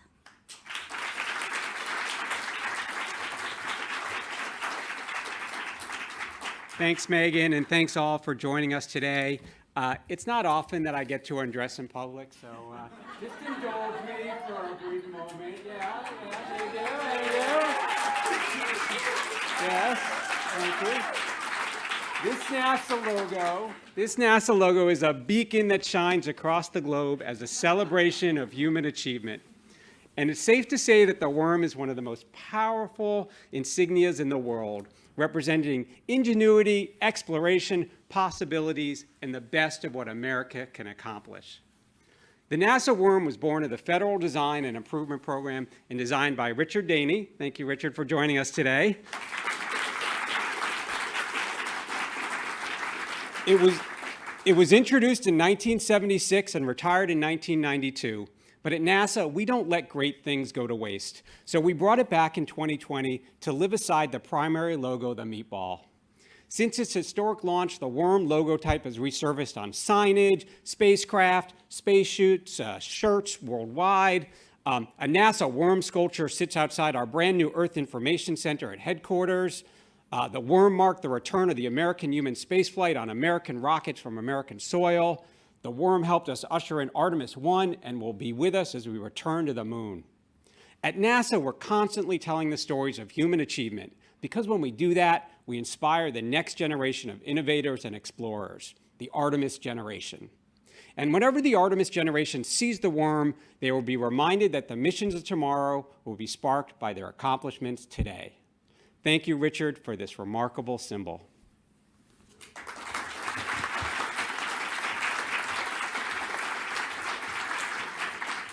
Thank you, Mark. As he said, the worm officially wriggled itself out of retirement starting in 2020. And the lead designer behind that reintroduction was David Rager. He's also here today, and let's invite him up to the stage. He's NASA's creative director. Thank you. I'm David Rager. I'm NASA's creative director, and as design lead across the agency, I help develop and manage NASA's brand. I'm fortunate to be part of the team that brought back the 1976 NASA logotype, working with its creator, Richard Daney. And before I share a few words about that, there are two words for any of you guys tuning in home right now that you're going to hear a lot today, and they are worm, and that's what we affectionately call the NASA logotype. And this is the NASA insignia, also known as the meatball.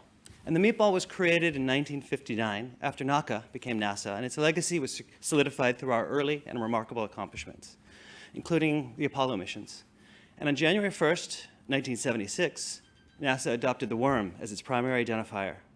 Designed by Richard Daney and Bruce Blackburn, a continuously flowing line conveyed a sense of modernity, progress, and propulsion.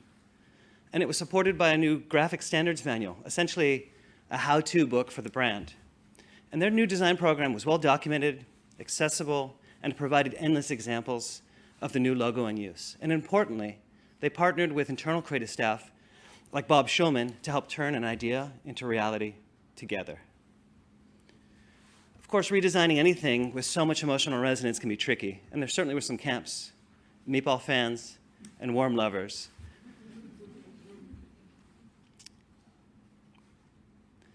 And in 1992, the NASA logotype was retired and the insignia was reinstated as our official logo.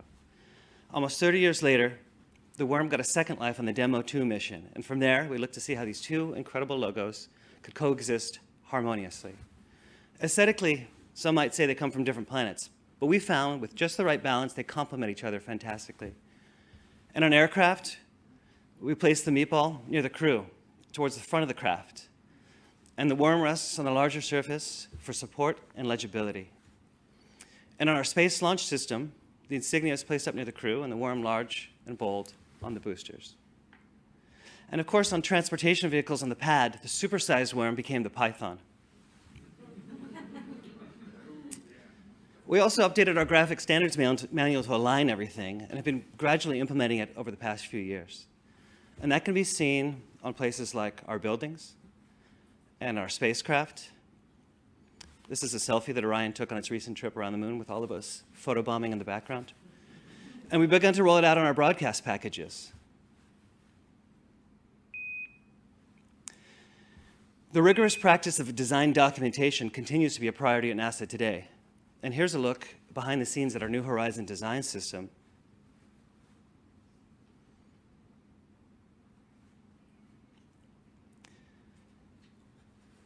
And some examples of it in use on our new website, which is at nasa.gov. Of course, beyond our walls, the public has been incredibly receptive and supportive. Our merchandising office receives hundreds of requests every week, underscoring NASA's enduring influence. You know, both these marks have made an impact, and they really show how NASA endures as a symbol of something that's larger than us all. I'm certainly thankful for the foresight that NASA had 5 decades ago to collaborate with such a thoughtful and talented designer to help us shape that symbol. Thank you so much, Richard.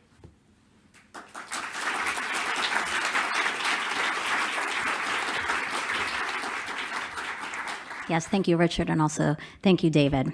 It was really interesting to hear the thought behind the placement and the usage of our beloved worm again. Now it's time for our panel, so we'd like to start welcoming our guests up to the stage now. Moderating today will be Shelley Tan, graphics reporter at the Washington Post, and joining her on stage will be Richard Daney, designer and creator of the NASA worm. We also have Michael Barut, designer at Pentagram. Bert Ulrich, entertainment and branding liaison here at NASA.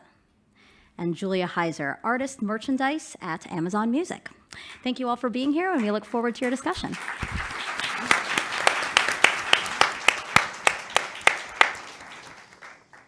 Thank you, Megan, for that lovely introduction. Like she said earlier, my name is Shelley Tan. I'll be your moderator today. Our panel today is going to talk a bit about the start and evolution of the worm, its impact on the design world, as well as its diffusion into the popular imagination and popular culture. So without further ado, let's kind of set the stage for how the start of this whole story goes, right? It's 1974.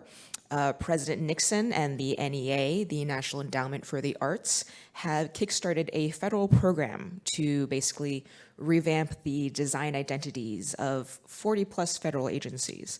And this is where you, Richard, you and Bruce Blackburn at the time received this request to submit a redesign proposal for NASA. Walk us through how this all starts and your thought process as everything evolves. Well, it kind of starts with a huge shock and surprise. And we received an RFP. Our firm was about a year old.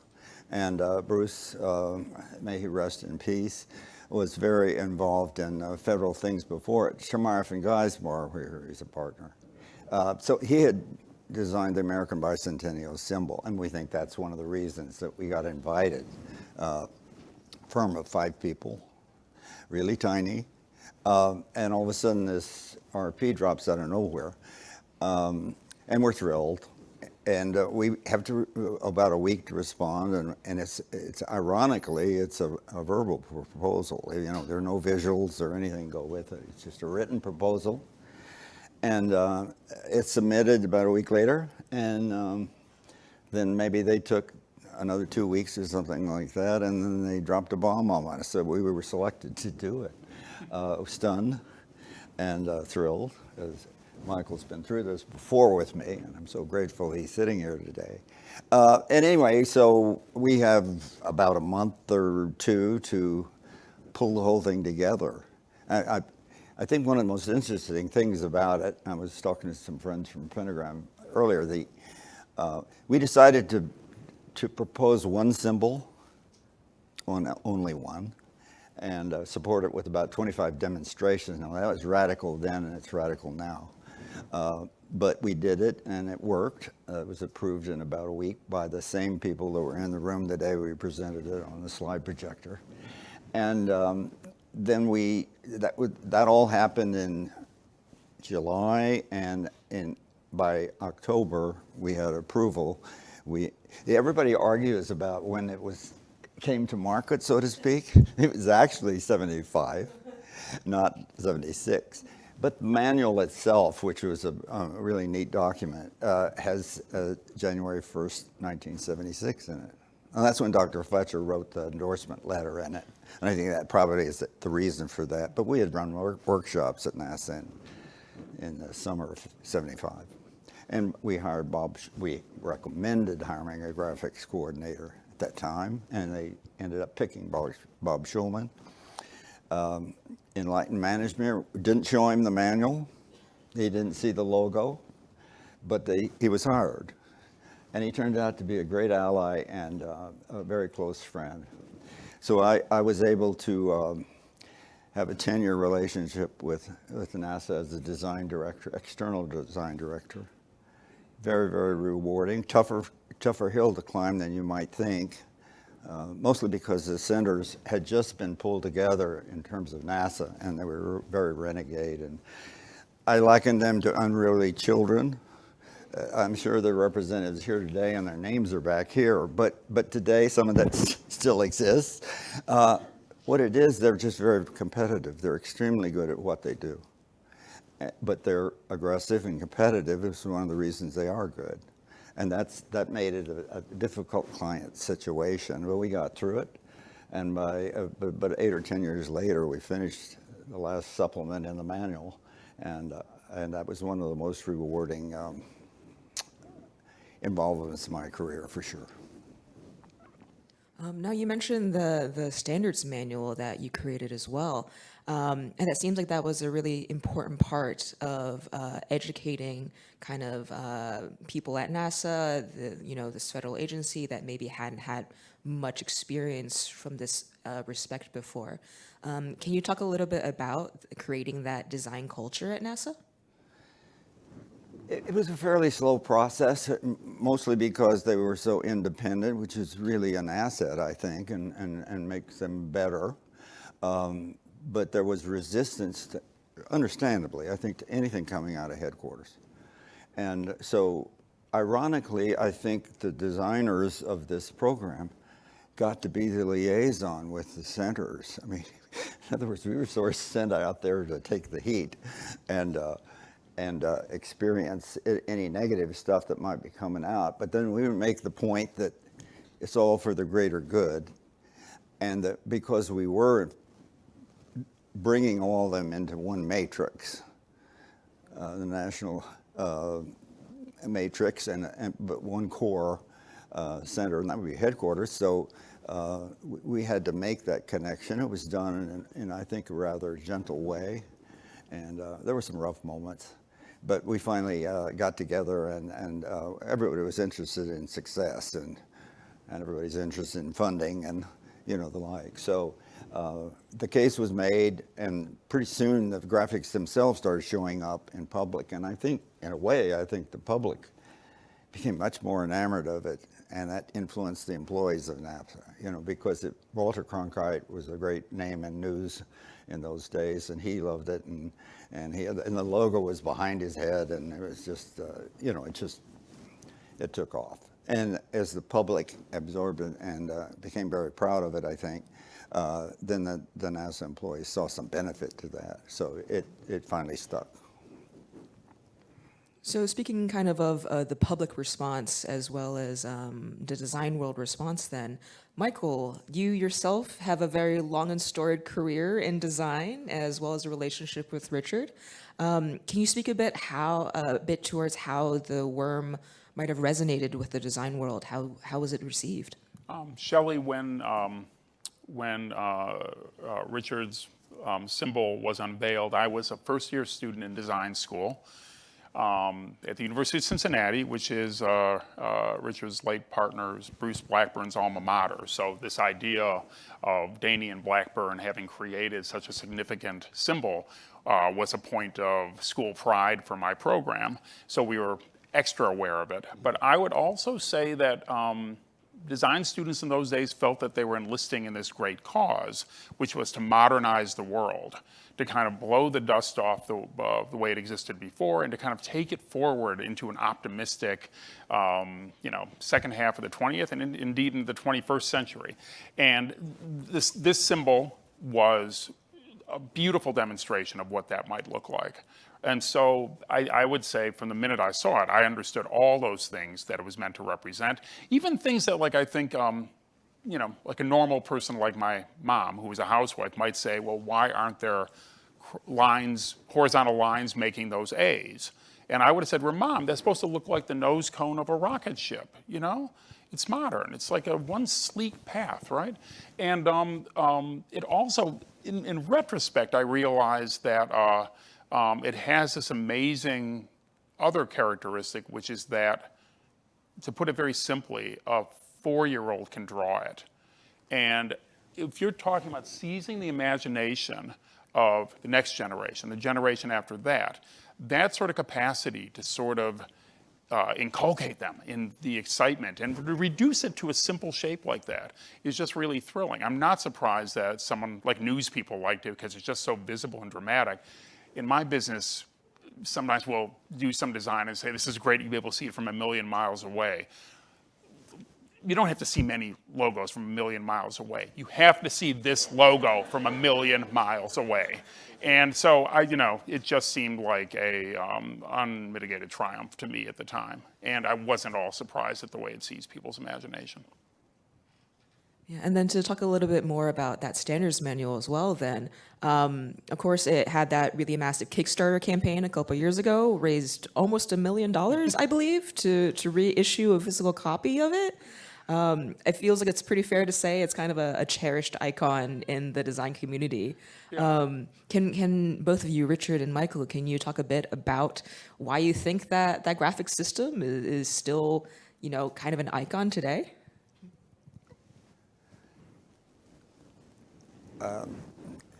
With some hearing issues, I think I know why it's sustained today. Well, why the system itself is so compelling. Why is the manual compelling to people who may not even know about graphic design? Well, I don't know. It struck a chord that I think is fairly singular. The manual was, Hamish is here today, and I got to give him credit. Hamish and Jesse reissued our manual a few years ago, and it was an enormous success. I think partly the way it's written in fairly simple, straightforward language, but it's become a cult thing, with a huge following. And the graphics were so thorough. It had a lot of teaching in it, Design 101, it's everything. But then we had a lot of wonderful finished products, rockets and space shuttles and the Hubble telescope. It's sexy and exciting for people. In that time, it was, but it still is today. Why aren't people excited about manned spaceflight? Look at the missions coming up. I mean, everybody, it's just revved up again. And, I think we're so proud that the SpaceX got involved, and Administrator Bridenstine, who he said that he grew up with this was his NASA, it just, when they reintroduced it, then it invigorated everything again. But I would say that through all of this, even when it was rescinded, it only got more popular. So I think I said this to Michael once, maybe when you take it away, it gets more valuable. It seems that's the way it happened. So the point is, and we'll be looking at this big shiny object out here a little later, but I think that's what's happened. It's more popular today in the world than it was back then. And it's hard to explain, I think, but it's what it is. So there's something at the core of the whole thing. And the fact that it was serious, but inspirational in a way. It's hard to do with very simple things, but that's the way I've lived my life and career, with simplicity. So it works. Michael, did you have any additional thoughts on that? Or? I just was going to say, when Hamish Smythe and Jesse Reed, who were two young colleagues of mine, kind of came forward with this idea. We want to reprint the standards manual. I think the appeal of it is it's sort of making public this secret source code, and people are just fascinated by that. That underlying something that looks like this compelling system are people making these decisions one by one that are all adding up to something that's more than the sum of the parts. And I think the same appeal if you watch a video of someone breaking down a music track and saying, this is the drums, this is the bass, this is the vocal. When you hear it all come together, it makes it even more magic in a way. And I think, there was a time where you just turned on the radio, you heard a song, you just went out and you saw a logo and you just accepted it as important people were making these things, and how it happened was gonna forever be a mystery. Now I think people are able to drag and drop and pick a typeface when they start to open a Word document. And so the idea that something is specified to the degree that this whole system ends up being compelling and becomes a fetish object for not just designers, but I think people who care about space travel, people who care about engineering. A lot of different people ended up being interested in what that manual was and wanted to have a copy of it for themselves.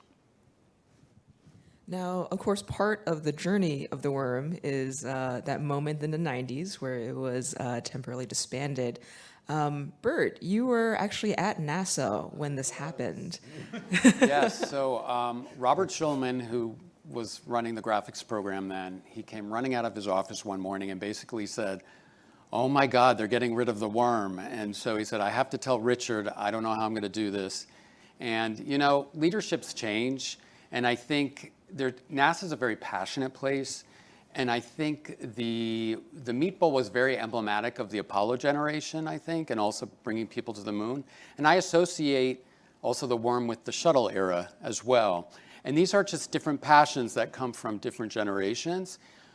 The beauty of whether it went away and it came back is that now I feel like it's emblematic of, it's timeless, basically. It's not emblematic of a generation. Basically, both the worm and the meatball have a place. I think there might have been a little bit of a mistake to completely eradicate one over the other. There was a wonderful sort of subversive sort of cultural movement that was fomenting. I think when you guys were talking about Hamish's wonderful manual reissue, but also we had Tom Sachs was doing artwork. There were all sorts of things happening. Fashion houses started coming to us wanting to use the worm. And in sort of like 2017, Coach first came to us. And they said, we would like to do a collection with the worm. So I said, okay, I'll check with our legal office. I have the funniest feeling they're going to say no. But I went and I said, look, they're trying to do this sort of in a vintage way. And all of a sudden, the tables basically, I mean, everything sort of opened up. And they said, you can use it sort of in a vintage sort of way. So then it started sort of proliferating into pop culture, into fashion as well. Heron Preston was one fashion designer that also put the worm on the map, and you ended up seeing Ariana Grande wearing it on red carpets. BTS wore his clothing, and it just sort of filtered into the popular culture in a way which was really astounding. So both logos really speak to people. I just think given the passions and leadership changes and people want to put their own, mark on their era of leadership, things just happen, but you kind of go along with it. But what's nice about both of these logos is that they're really imprinted in the imaginations of NASA employees, the workforce, and also the public. Yeah, so I definitely want to talk about NASA's proliferation into pop culture as well. And Julia, you work a lot with merchandising collaborations with NASA as well. Can you talk a bit about why NASA seems to be such an attractive option for this? Because especially, it's a non-product, if you will, compared to a lot of other brands or logos that we might be wearing. Yeah, I think space exploration has long been a topic of conversation in the entertainment world, from big blockbuster movies to the Pink Floyds and David Bowies of the world. In the past 5 to 10 years, I think becoming a space nerd is really cool. And the more we have learned about what's out there, the more it's become a really big topic for artists to write songs or even whole albums about, from the Ariana Grandes to the Kid Cudis, the Doja Cats and the Dua Lipas. And it's a very dream and whimsical, galactic, interstellar theme. And artists hold a big place in being able to share that and their appreciation for it, this world bigger than them. And it ties really well with their music, looking at artists that are sitting on a planet where there's not a lot that's bigger than them. So I think it's become a very whimsical, dream big philosophy. And there probably is not a day that goes by where I do not have an artist who is wanting to collaborate with NASA, whether in their music, in their exploration, or in their merchandise. And you've done amazing collaborations with us. A lot. Yeah. It's also my personal bias, and love for the NASA logo. So every time an artist has said, here's a name of a song, or here's something I want to think about, we try to work together to make sure that when we are doing a collaboration, it's rooted in either educating around a mission, bringing, insight into something bigger as far as, what we're trying to get people to be inspired in space travel and space education. So we always want to make sure that there's a purpose. I think one of my favorite collaborations we have done was for the landing of the Perseverance rover on Mars. We worked to have my artist, Dominic Harrison Youngblood, his cover of David Bowie's Life on Mars live stream over NASA TV when we landed the rover. It was one of the best days of my life. And then we launched a merch collaboration. And we actually licensed all of the logos. We had some meatball logo designs, some NASA worm logo designs, the Perseverance patch. But it was such a great picture and full circle moment. And for Youngblood, as he's talking to more of the entertainment-worthy billboards and music charting sides of the business, it was really about him and his passion for outer space and what's out there. And I think that at its heart feels very authentic to the youth of America too. And especially when it's a logo that has so much meaning behind it, they're very proud to be able to say, I have earned that right to that logo. Yeah, it's amazing. Even like someone like Kid Cudi, who did probably 40 or 50 pieces of merch For his Man with on the us, Moon for his album. Man on the Moon album. Yeah. It sort of brings the message. It's really wonderful for NASA because we're able to express our message of going back to the moon in really fun, interesting ways. And they incorporate the elegance of the worm or the more wowee factor of the meatball in really, really wonderful ways. So. Well, and besides the dream of it, it's one of the most aesthetically pleasing, symmetrical logos there is. And so for an artist to share their space on a garment or in a design, it's probably one of the most coveted ones. I get asked every day, can I put that NASA logo down the sleeve? So it's fun, and Yeah, it's I been remember great. when we got the call, Bettina Inclon called me. She's here in the audience today. She called me to call Richard to tell him that they wanted to bring the worm back. And I'm like, are you kidding? I was like, holy, well, I won't say it here. I won't use an expletive. But anyway, it was such a wonderful moment to be able to call Richard one very late one evening, I think, and told you that the worm was going to come back in some sort of shape or form. To be determined by, thank goodness, to you and to David and Yvette Smith and Dan Goods and others to help bring it back, which was really amazing. A great experience, by the way. Yeah. It was so wonderful. What can you say? What was that experience? Here today, I think, I hope. Yeah, so how did that feel when you got that call?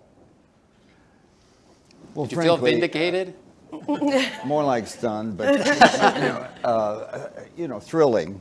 It's thrilling to be in purgatory for 29 years with I can't say very little reason. I can't say that, can I?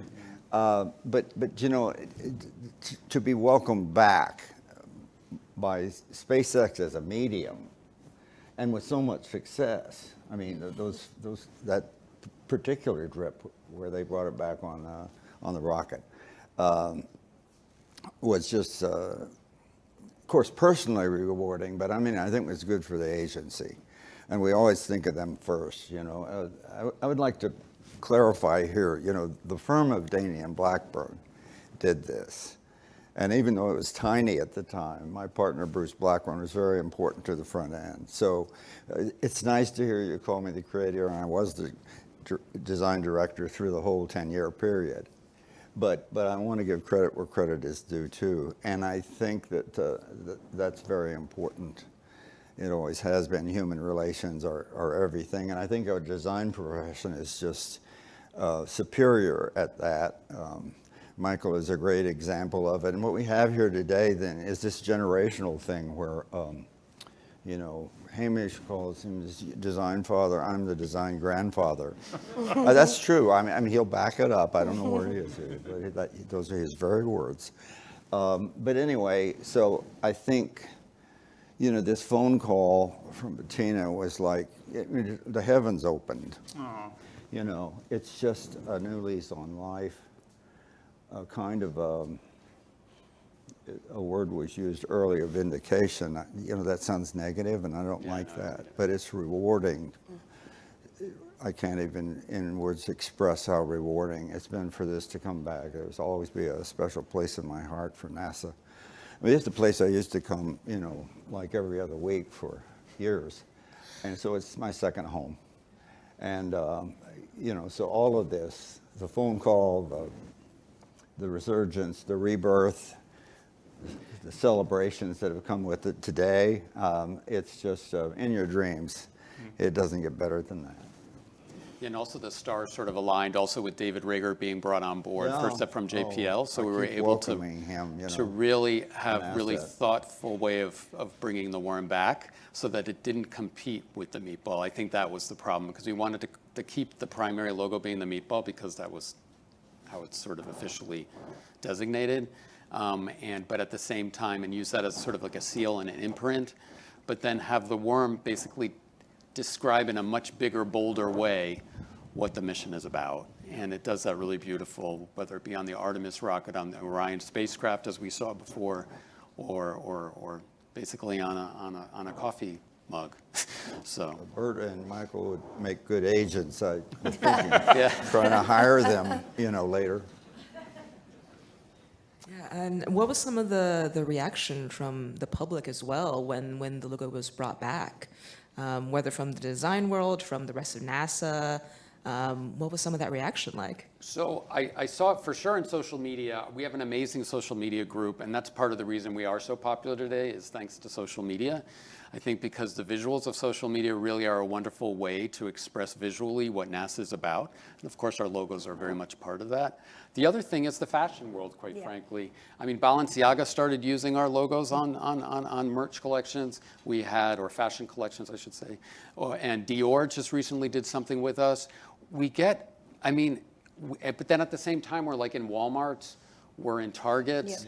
We don't discriminate. And we just basically, our logos are a public good for the public to be able to use in an approval sense. We don't license our logo, we don't charge for it, but we approve it's used to make sure that it's hopefully being used correctly.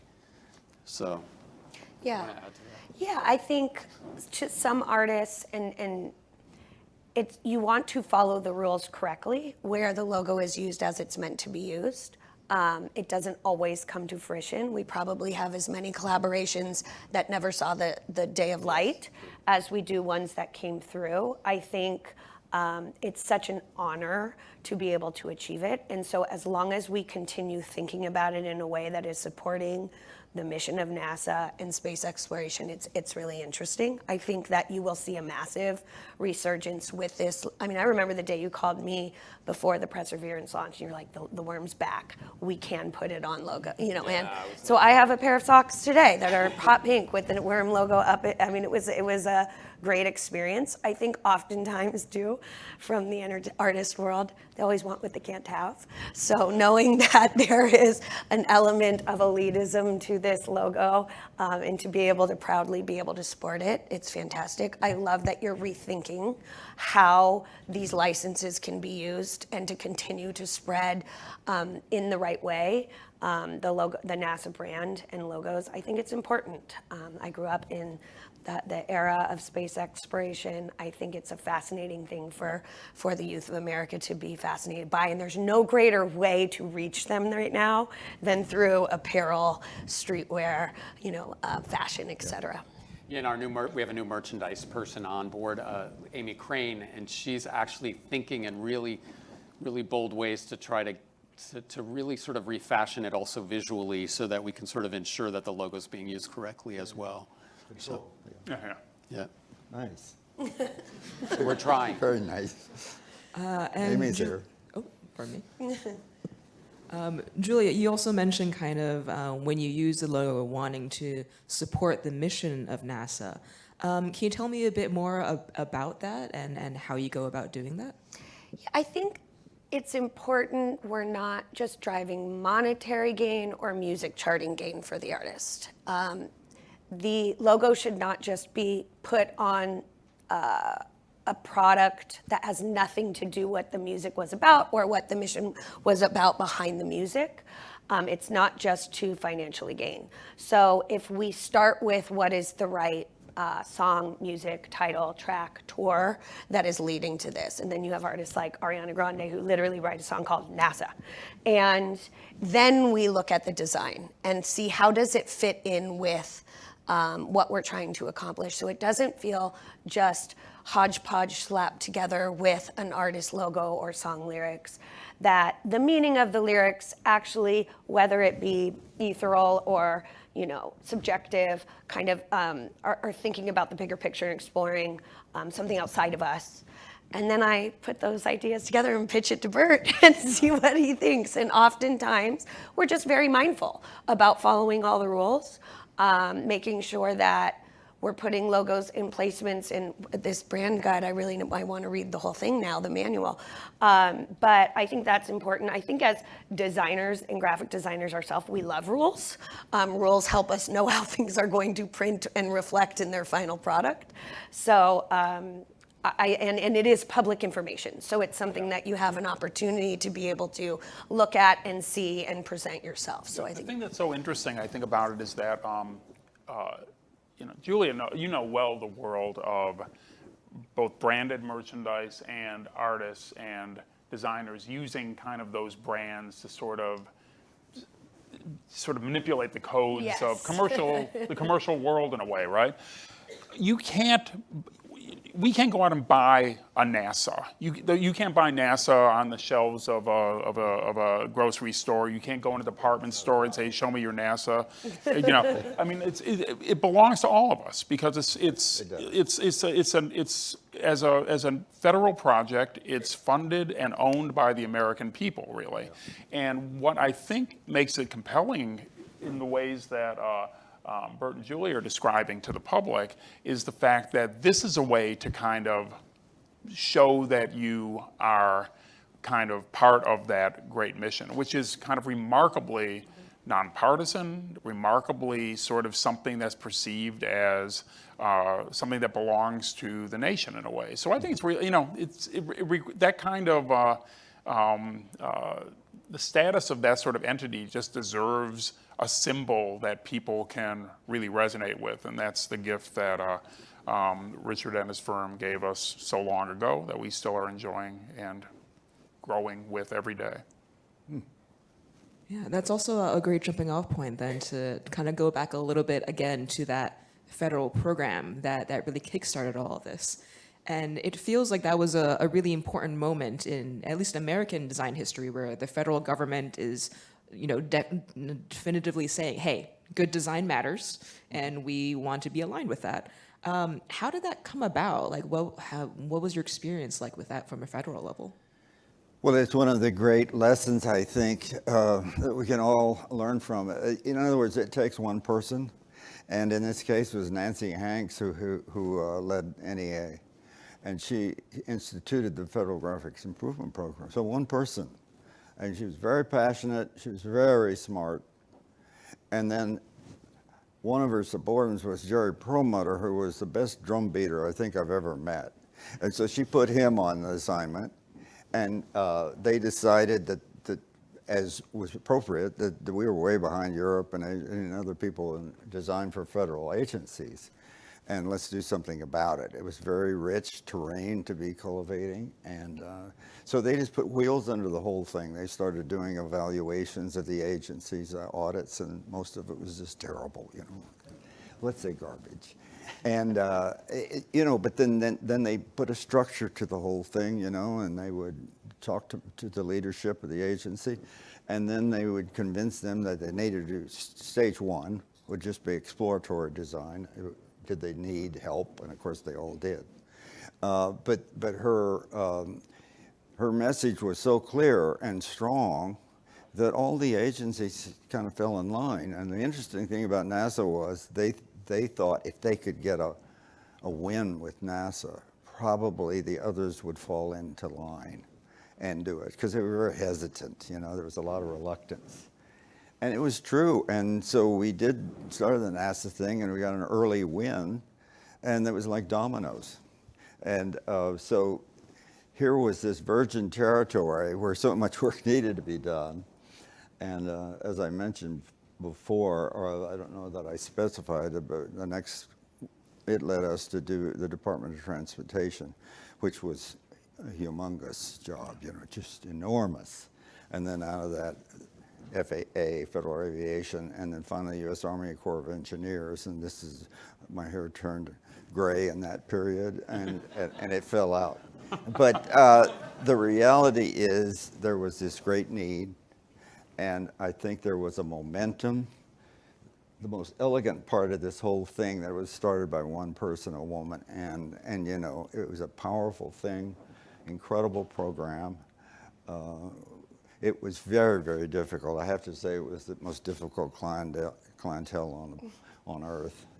And yet we made this progress. Lots of other firms, Tremarvin Geismar was very important to this thing, Lippincott and Margulies, Pentagram. There were others involved, and incrementally, as I say, they invited more and more firms into it. It really had a power, quite an engine behind it. And so in a relatively short period of time, let's say 10 years, most of those agencies you refer to had started or completed a program. And what was interesting about Nancy Hanks, who was head of the National Endowment for the Arts, was that she sort of had this two-track argument that she seemed to advance on behalf of this program, on behalf of the Federal Design Improvement Program. One was sort of aesthetic, which you'd expect because, you know, she was head of the NEA and cared about art and beautifying things, quote unquote, right? But the real argument that stuck had to do with efficiency and modernization. I think there was a sense that the federal government was living in the past, that, you know, people hammering away at manual typewriters, and everything was just sort of, you know, like not even like post World War II, but sort of like somehow lodged at the early part of the 20th century. And somehow, if things can be modern, so they look like real corporations, the corporations that were getting contracts from people like NASA, that would kind of advance the credibility of these federal organizations That's really too. important point. Yeah, and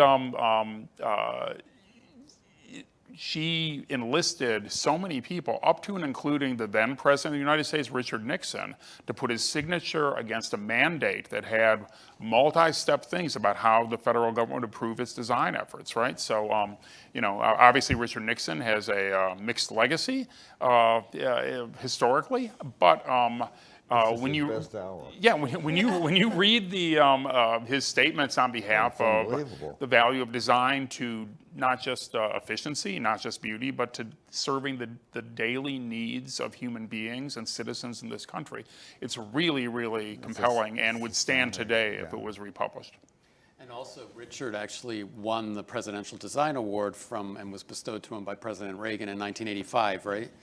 And he, along with I.M. Pei, I mean, it was a big deal to have that accolade, and also sort of, you know, it firmed up the belief that the worm really had entered into something really extra special in the visual vernacular of NASA and the world. Glad you brought that up. Yeah, of course. Yeah, why not?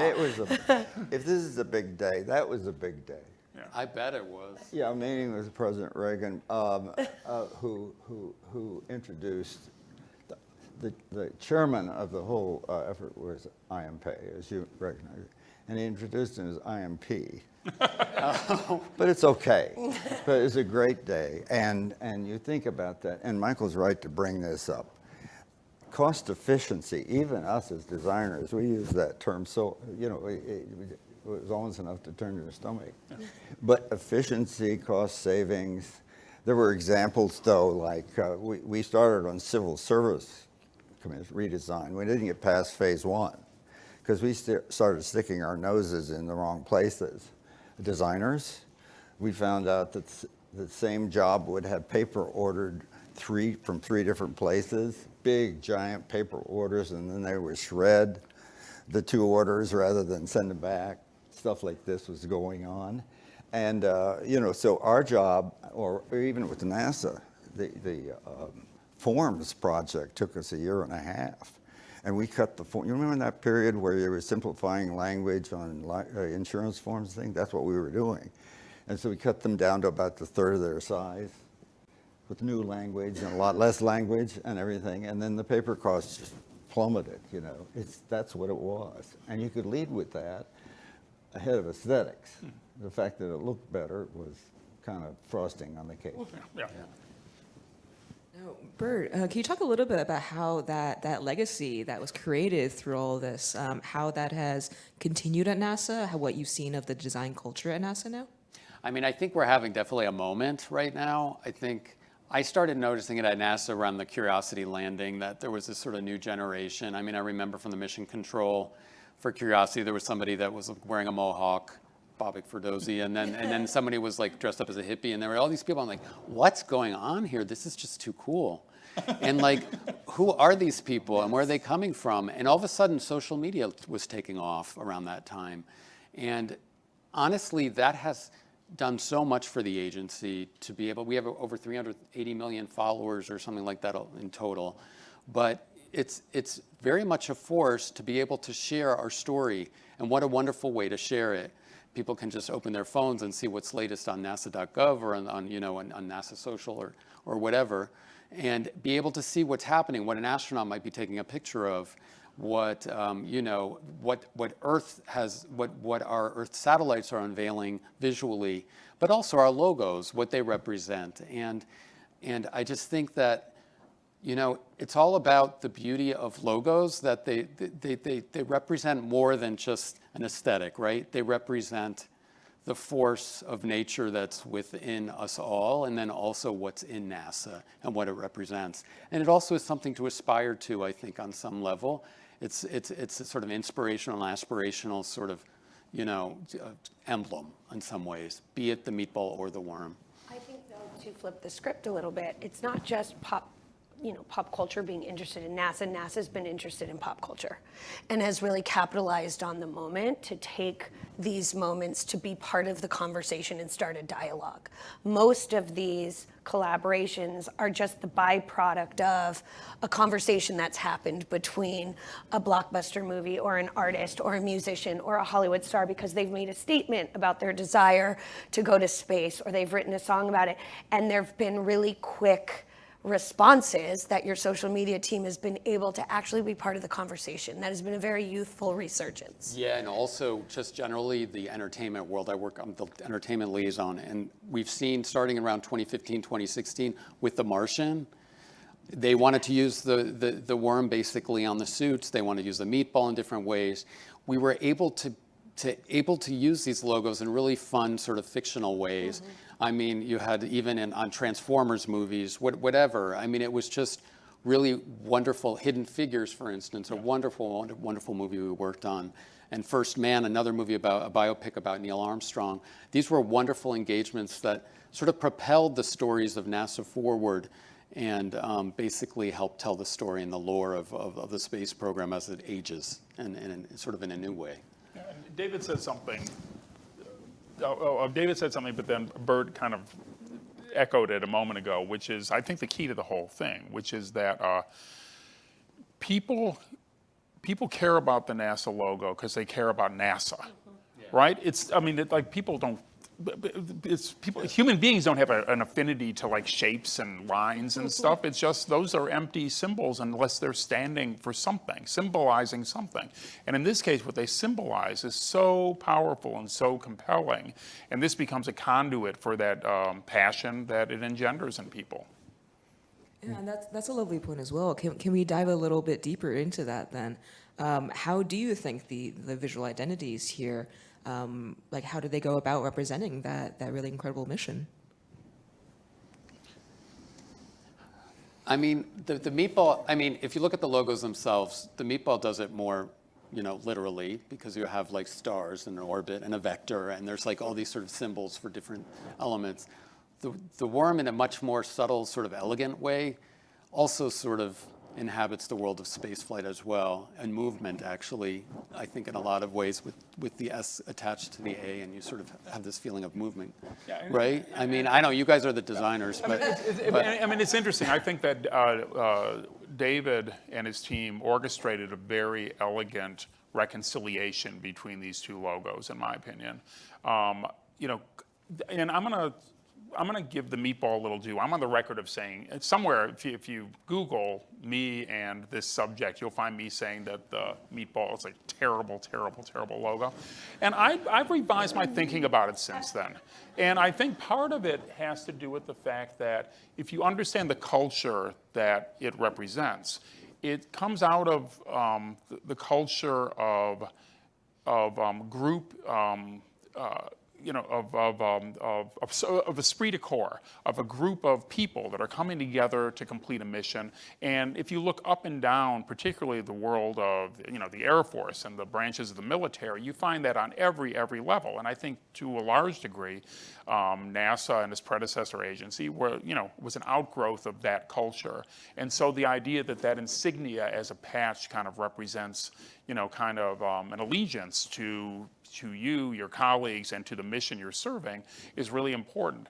But I think that if you kind of look at the other side of what NASA specifically does, which is an engineering-led operation, you think back on that amazing scene in Apollo 13 where they're improvising this, they're trying to figure out how to turn the thing back on without kind of blowing the fuse. Or I'm not saying that accurately because I'm not an engineer, but like it has to do with minimal means. How can we actually achieve our goal using the least amount of power, the least amount of weight, the least amount of everything. And then you sort of see that argues for this sort of reductive simplicity, I think. So you sort of have on one hand the meatball representing kind of the ebullience of sort of just kind of everyone kind of coming together to kind of create something, but then sort of the idea that the thing that actually propels it forward and the world that lives in is represented, I think, by the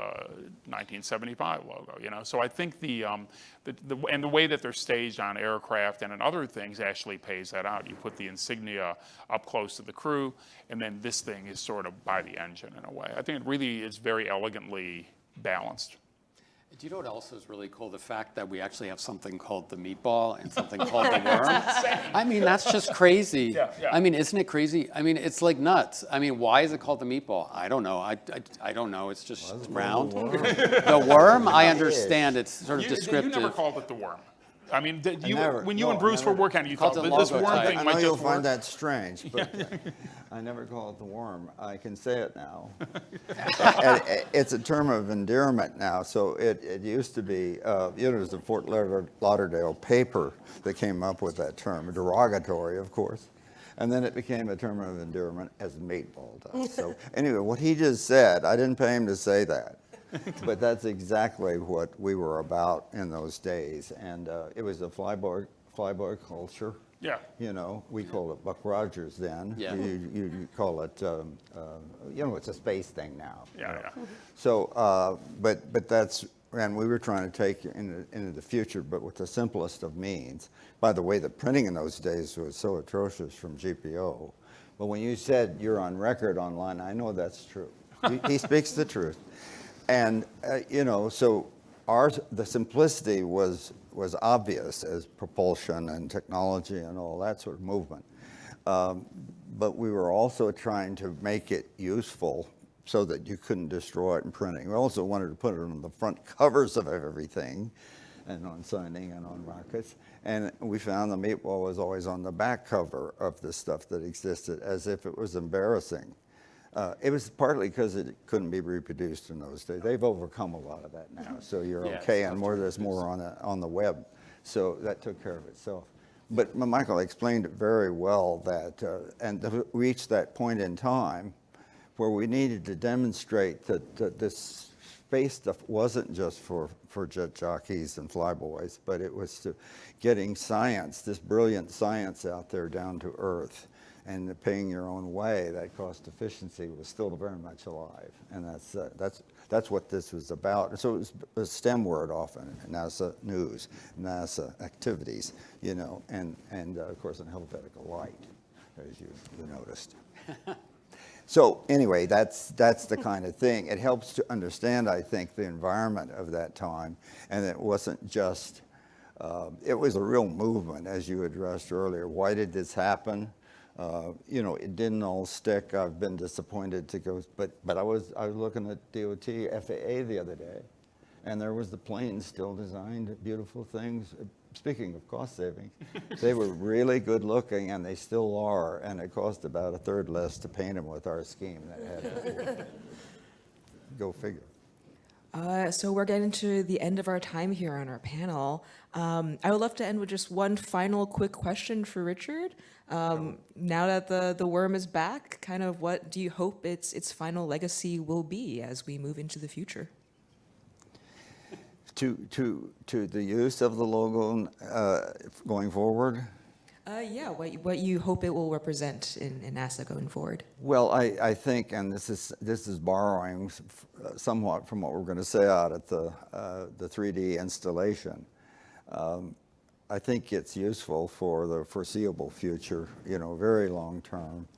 I don't see that changing. One of my design colleagues, a very noted guy, said the other day on the internet, and I'm quoting now, he said, that logo is so damn good, it's good for another 50 years. And so my hope would be that it'll be useful for the foreseeable future, and that it can help power the great programs of NASA that are coming up. All right, amazing. Well, thank you all so much for being here today, and thank you to our incredible panelists.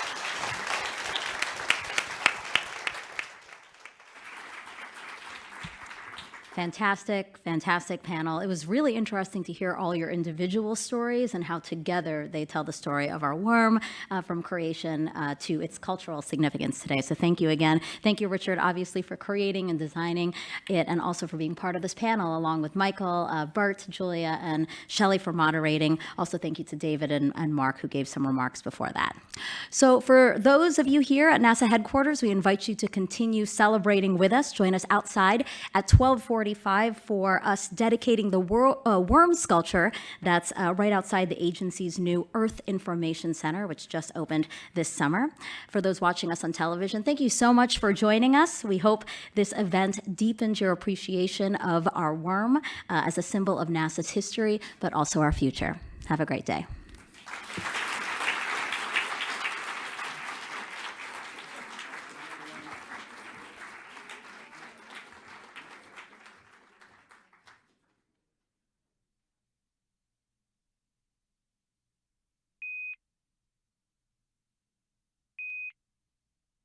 Hello, I'm Brian Odom. I'm NASA's chief historian, and I would like to welcome you to today's conversation. In honor of Asian American, Native Hawaiian, and Pacific Islander AANHPI Heritage Month, I have the pleasure to be joined by U.S. Navy Lieutenant Commander and NASA astronaut Mr. Johnny Kim, and NASA Headquarters AANHPI Employee Resource Group Co-Chair Ms. Anita Day. Thank you both for joining for today's conversation about the contributions of the AANHPI community to the history, culture, and fabric of the United States. This year's AANHPI Observance Month theme is Visible Together. It is set by the White House Initiative on Asian Americans, Native Hawaiians, and Pacific Islanders and the Smithsonian Asian Pacific American Center. This year's theme invites us to all reflect on the power of community and allyship. Johnny, when you hear visible together, what resonates with you the most? How important is that message? I think you said it really well. When I hear visible together, I think of community, I think of allyship, I think of working together to accomplish a goal. And those are the words that I feel when I hear that phrase. Okay. Anita, as NASA Headquarters Employee Resource Group Chairperson, can you tell us about how NASA makes the AANHPI community experience visible to the world and how the community experiences NASA? Yeah, sure. So the NASA staff is 8.7% AANHPI. So that's in contrast to the civilian workforce being almost half of that Asian American. So that tells me NASA is a good, safe place for us to be generally. We are proud of our work. We are proud of being at NASA, but we're also proud of our cultures and our different identities. So it would be really amazing for society, but also the agency, to be able to see us as more than just Asian American, Native Hawaiian, Pacific Islanders, to be able to see all the different countries we come from. And once people are able to see us in that way as these individuals, I think it'll be easier to have us in roles of leadership as well. I said that the AANHPI population at NASA is 8.7% of the population, but we are only 4.6% of the SES and other executive positions. So, you could say there's a bamboo ceiling at NASA, but I'm very, very pleased that the agency has been working on this, and we have been working with various offices on some policy solutions. That's a great point. This is a very tough topic. My own research goes back to, looking at the Apollo program and its relationship to the civil rights movement, and looking at how that decade of the 1960s really unfolded, and into, a more central approach to equal employment opportunity. And really NASA in the 1970s, the early 1970s, began to think about diversity and inclusion in really meaningful ways. And I think you really see that in this, eventually the space shuttle program opens up new opportunities for, for visibility of all minorities, and especially in the 1978 astronaut class, for that first shuttle class, that I think was critically important. So you look at that class in particular. Ellison Onizuka was the first Asian American to fly in space. He was a member of NASA's astronaut class of '78. This was the first astronaut class to include women, Hispanics, Asians, African Americans.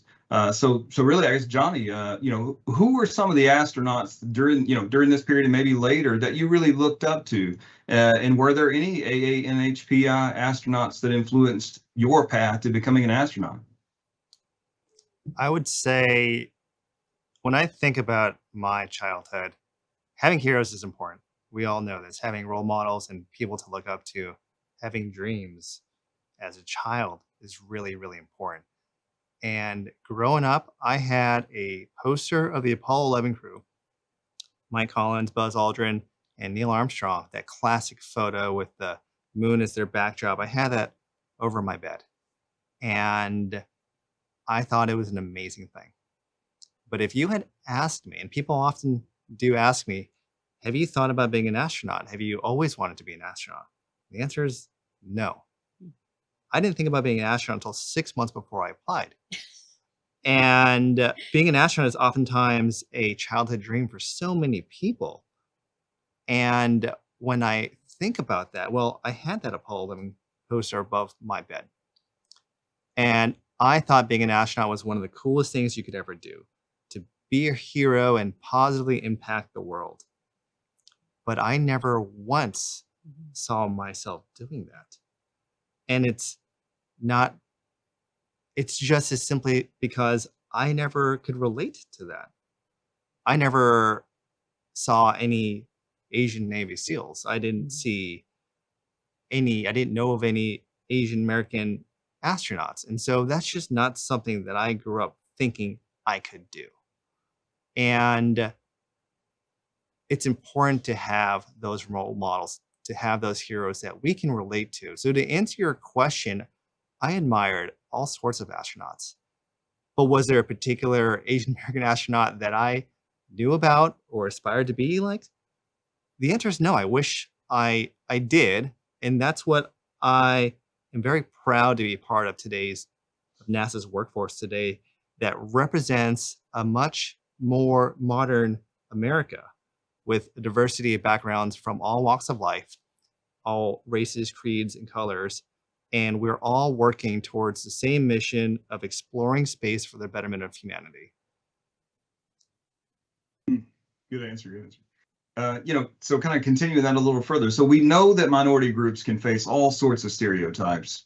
This term, model minority myth, is a persistent stereotype that really paints Asian Americans as inherently more successful than the general population, or in contrast to other minority groups. So Johnny, how did the myth help or hinder you? How did it help define the person you are today? This could be a really long and layered response. I'll try and do my best to articulate my thoughts around it. It's a particularly really sensitive question and topic, and I don't know if I'm particularly qualified to answer that or even articulate that. So no one should ever be put in a box. No one should ever be have labels attached to them. And I've certainly felt growing up like I lived in a box. I had a square that I had to color inside, and I had to stay within that. And people will always have expectations based on the way you look, where you're from, your gender, your race, your creed. Glass ceilings are everywhere. And it's up to the pioneers to break through those glass ceilings. And that's what we do. And we do that well at NASA. The glass ceilings exist everywhere. And the model minority myth is just another version of that glass ceiling. You simplify someone's experience base, their capabilities, who they are as a person, their identity inside a very small box. And if you go outside of the box, you're not part of that identity, or you're doing something abnormal. I've never been one to follow that kind of thinking. And when I wanted to join the Navy to become a Navy SEAL and enlist at the age of 18, I strayed far from that path, from what certainly the Korean American community and a lot of people who knew me felt that I should stick on. It's like, no, you should maybe go to school to be a doctor or an engineer. It's like, no, I want to serve my country in a way that I feel I'm called to do, and that's to be a warrior at that phase of my life. And whether the model minority myth, one thing I often hear is, oh, that's a good stereotype. Well, there's no such thing as a good stereotype. Stereotypes paint labels and boxes, and America is about becoming the very best you can be, smashing through barriers and accomplishing the best that you can. And when we do that, Americans accomplish great things. And for so many reasons is why the model minority myth is what it is. It's a myth, and it is also not very conducive or productive for Americans accomplishing great things. Excellent. Excellent point. Anita, so, coming from your perspective, would you say that model minority myth presents challenges for the AA-NHPI community in the workplace? And if so, can you elaborate and share how the community has to, overcome those challenges? Yeah, sure. But at first I have to say that Johnny, that was an amazing laying forth of what the myth is and how detrimental it can be. So like I said, it's a tiresome myth, and I think it's so incredibly damaging to those of us who are just trying to be ourselves, for better or for worse. For a myth to say that you're always perfect is really stressful. In the workforce, though, at the workplace, it's damaging because people can use it to sweep away the idea that there is discrimination against a certain group, in this case, us. You guys are fine. You've got it covered. No, I have heard stories of people who should have been promoted and they weren't. People whose reviews should have been higher than they were. Overcoming the myth is very difficult. It is persistent. And what's interesting is a lot of people haven't heard of it. Even people working in this space talking about diversity. So that's why I'm incredibly grateful that you were willing to talk about it today, and we can just raise awareness of what this is. I will say, when I'm feeling stronger, I do try to think of it as a advantage almost, because I think it gives me privilege. It gives me the ability to say things that maybe other minority groups may not feel comfortable saying. If I'm seen as one of the good ones, maybe I can speak some truth where other people feel like they can't. That reminds me of something we talked about: allyship. Yes. Being a good Yes. friend, being a buddy, a teammate, a comrade, whatever you want to call it. Advocation will always be stronger and more meaningful when it's coming from someone that's not you. Yes. That's not benefiting from such advocacy. Yeah. So I completely understand what you're saying when you say that. And the other employee resource groups at headquarters and across the agency have been wonderful. And we all try to lift each other up in this process. So I'm happy to use some of my voice in that. I think those, you both excellent points on that. And I think it's something that, from someone who seeks to be an ally, really something that you would take as, oh, well, that, like you said, Anita, that's a positive, right? That this can't be a negative issue. So to hear people talk about this openly and just have that conversation and really inform people of perspectives they may not have thought, that somehow that this positive stereotype can be a negative, just like what you said, Johnny, that all stereotypes are problematic in lots of different ways. So consciousness, having a conscious, of this issue, I think is important. So thank you both for that. So again, Johnny, you've got this other thing too, right? So U.S. Navy SEAL, astronaut, but we can't overlook this background that you have as a medical doctor, right? And the thing that we've all experienced together collectively over the last year is that, the pandemic has laid bare these inequalities in healthcare, in this country and definitely around the world. In addition, there's the other piece that is the growing awareness of intersection between climate action, racial equity, racial injustice that is around the world and definitely in this country and has a long history in this country. So what is your take on the impact of these public health issues and the stress of racism on the AANHPI community as well as minorities in general? So I think I could answer that question, but I think again it'd do a disservice to not recognize and just communicate. There are communities everywhere of all sorts of sizes and creeds and races that suffer from inequity. It's a pandemic, right? And there's not a single group that's more important than the other. And what's the impact? I mean, you can have a pretty long discussion about what the impact, you could just talk sheerly from the numbers. When I was serving as a physician in healthcare, the statistics just didn't lie. And for example, African-American population had a statistically significantly increased risk of suffering from cardiovascular disease and not having the proper primary care physician follow-up. And you can see examples of the results of those inequities that exist everywhere. So the impacts are real.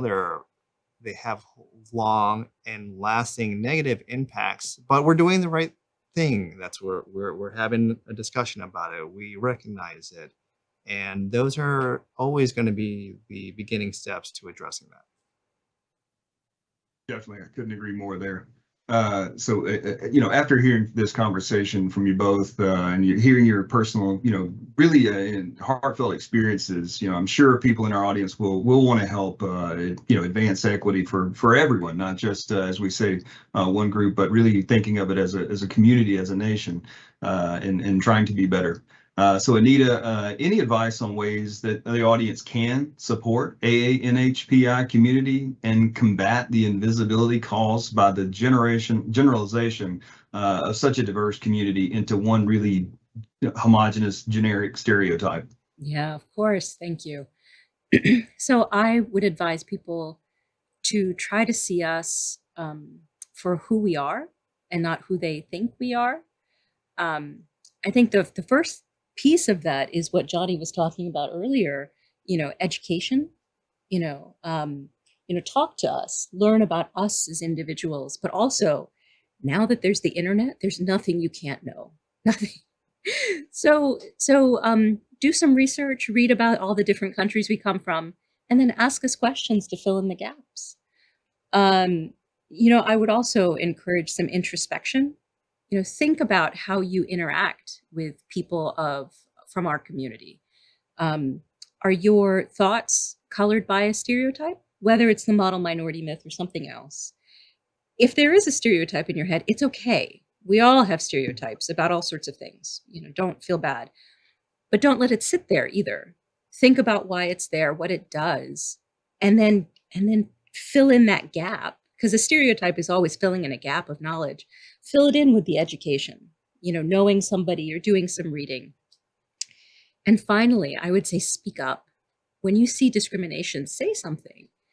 When you see something, say something is not just doesn't just have to be a Homeland Security motto. When other people speak up, when allies speak up, they're striking a powerful blow against a systemic problem.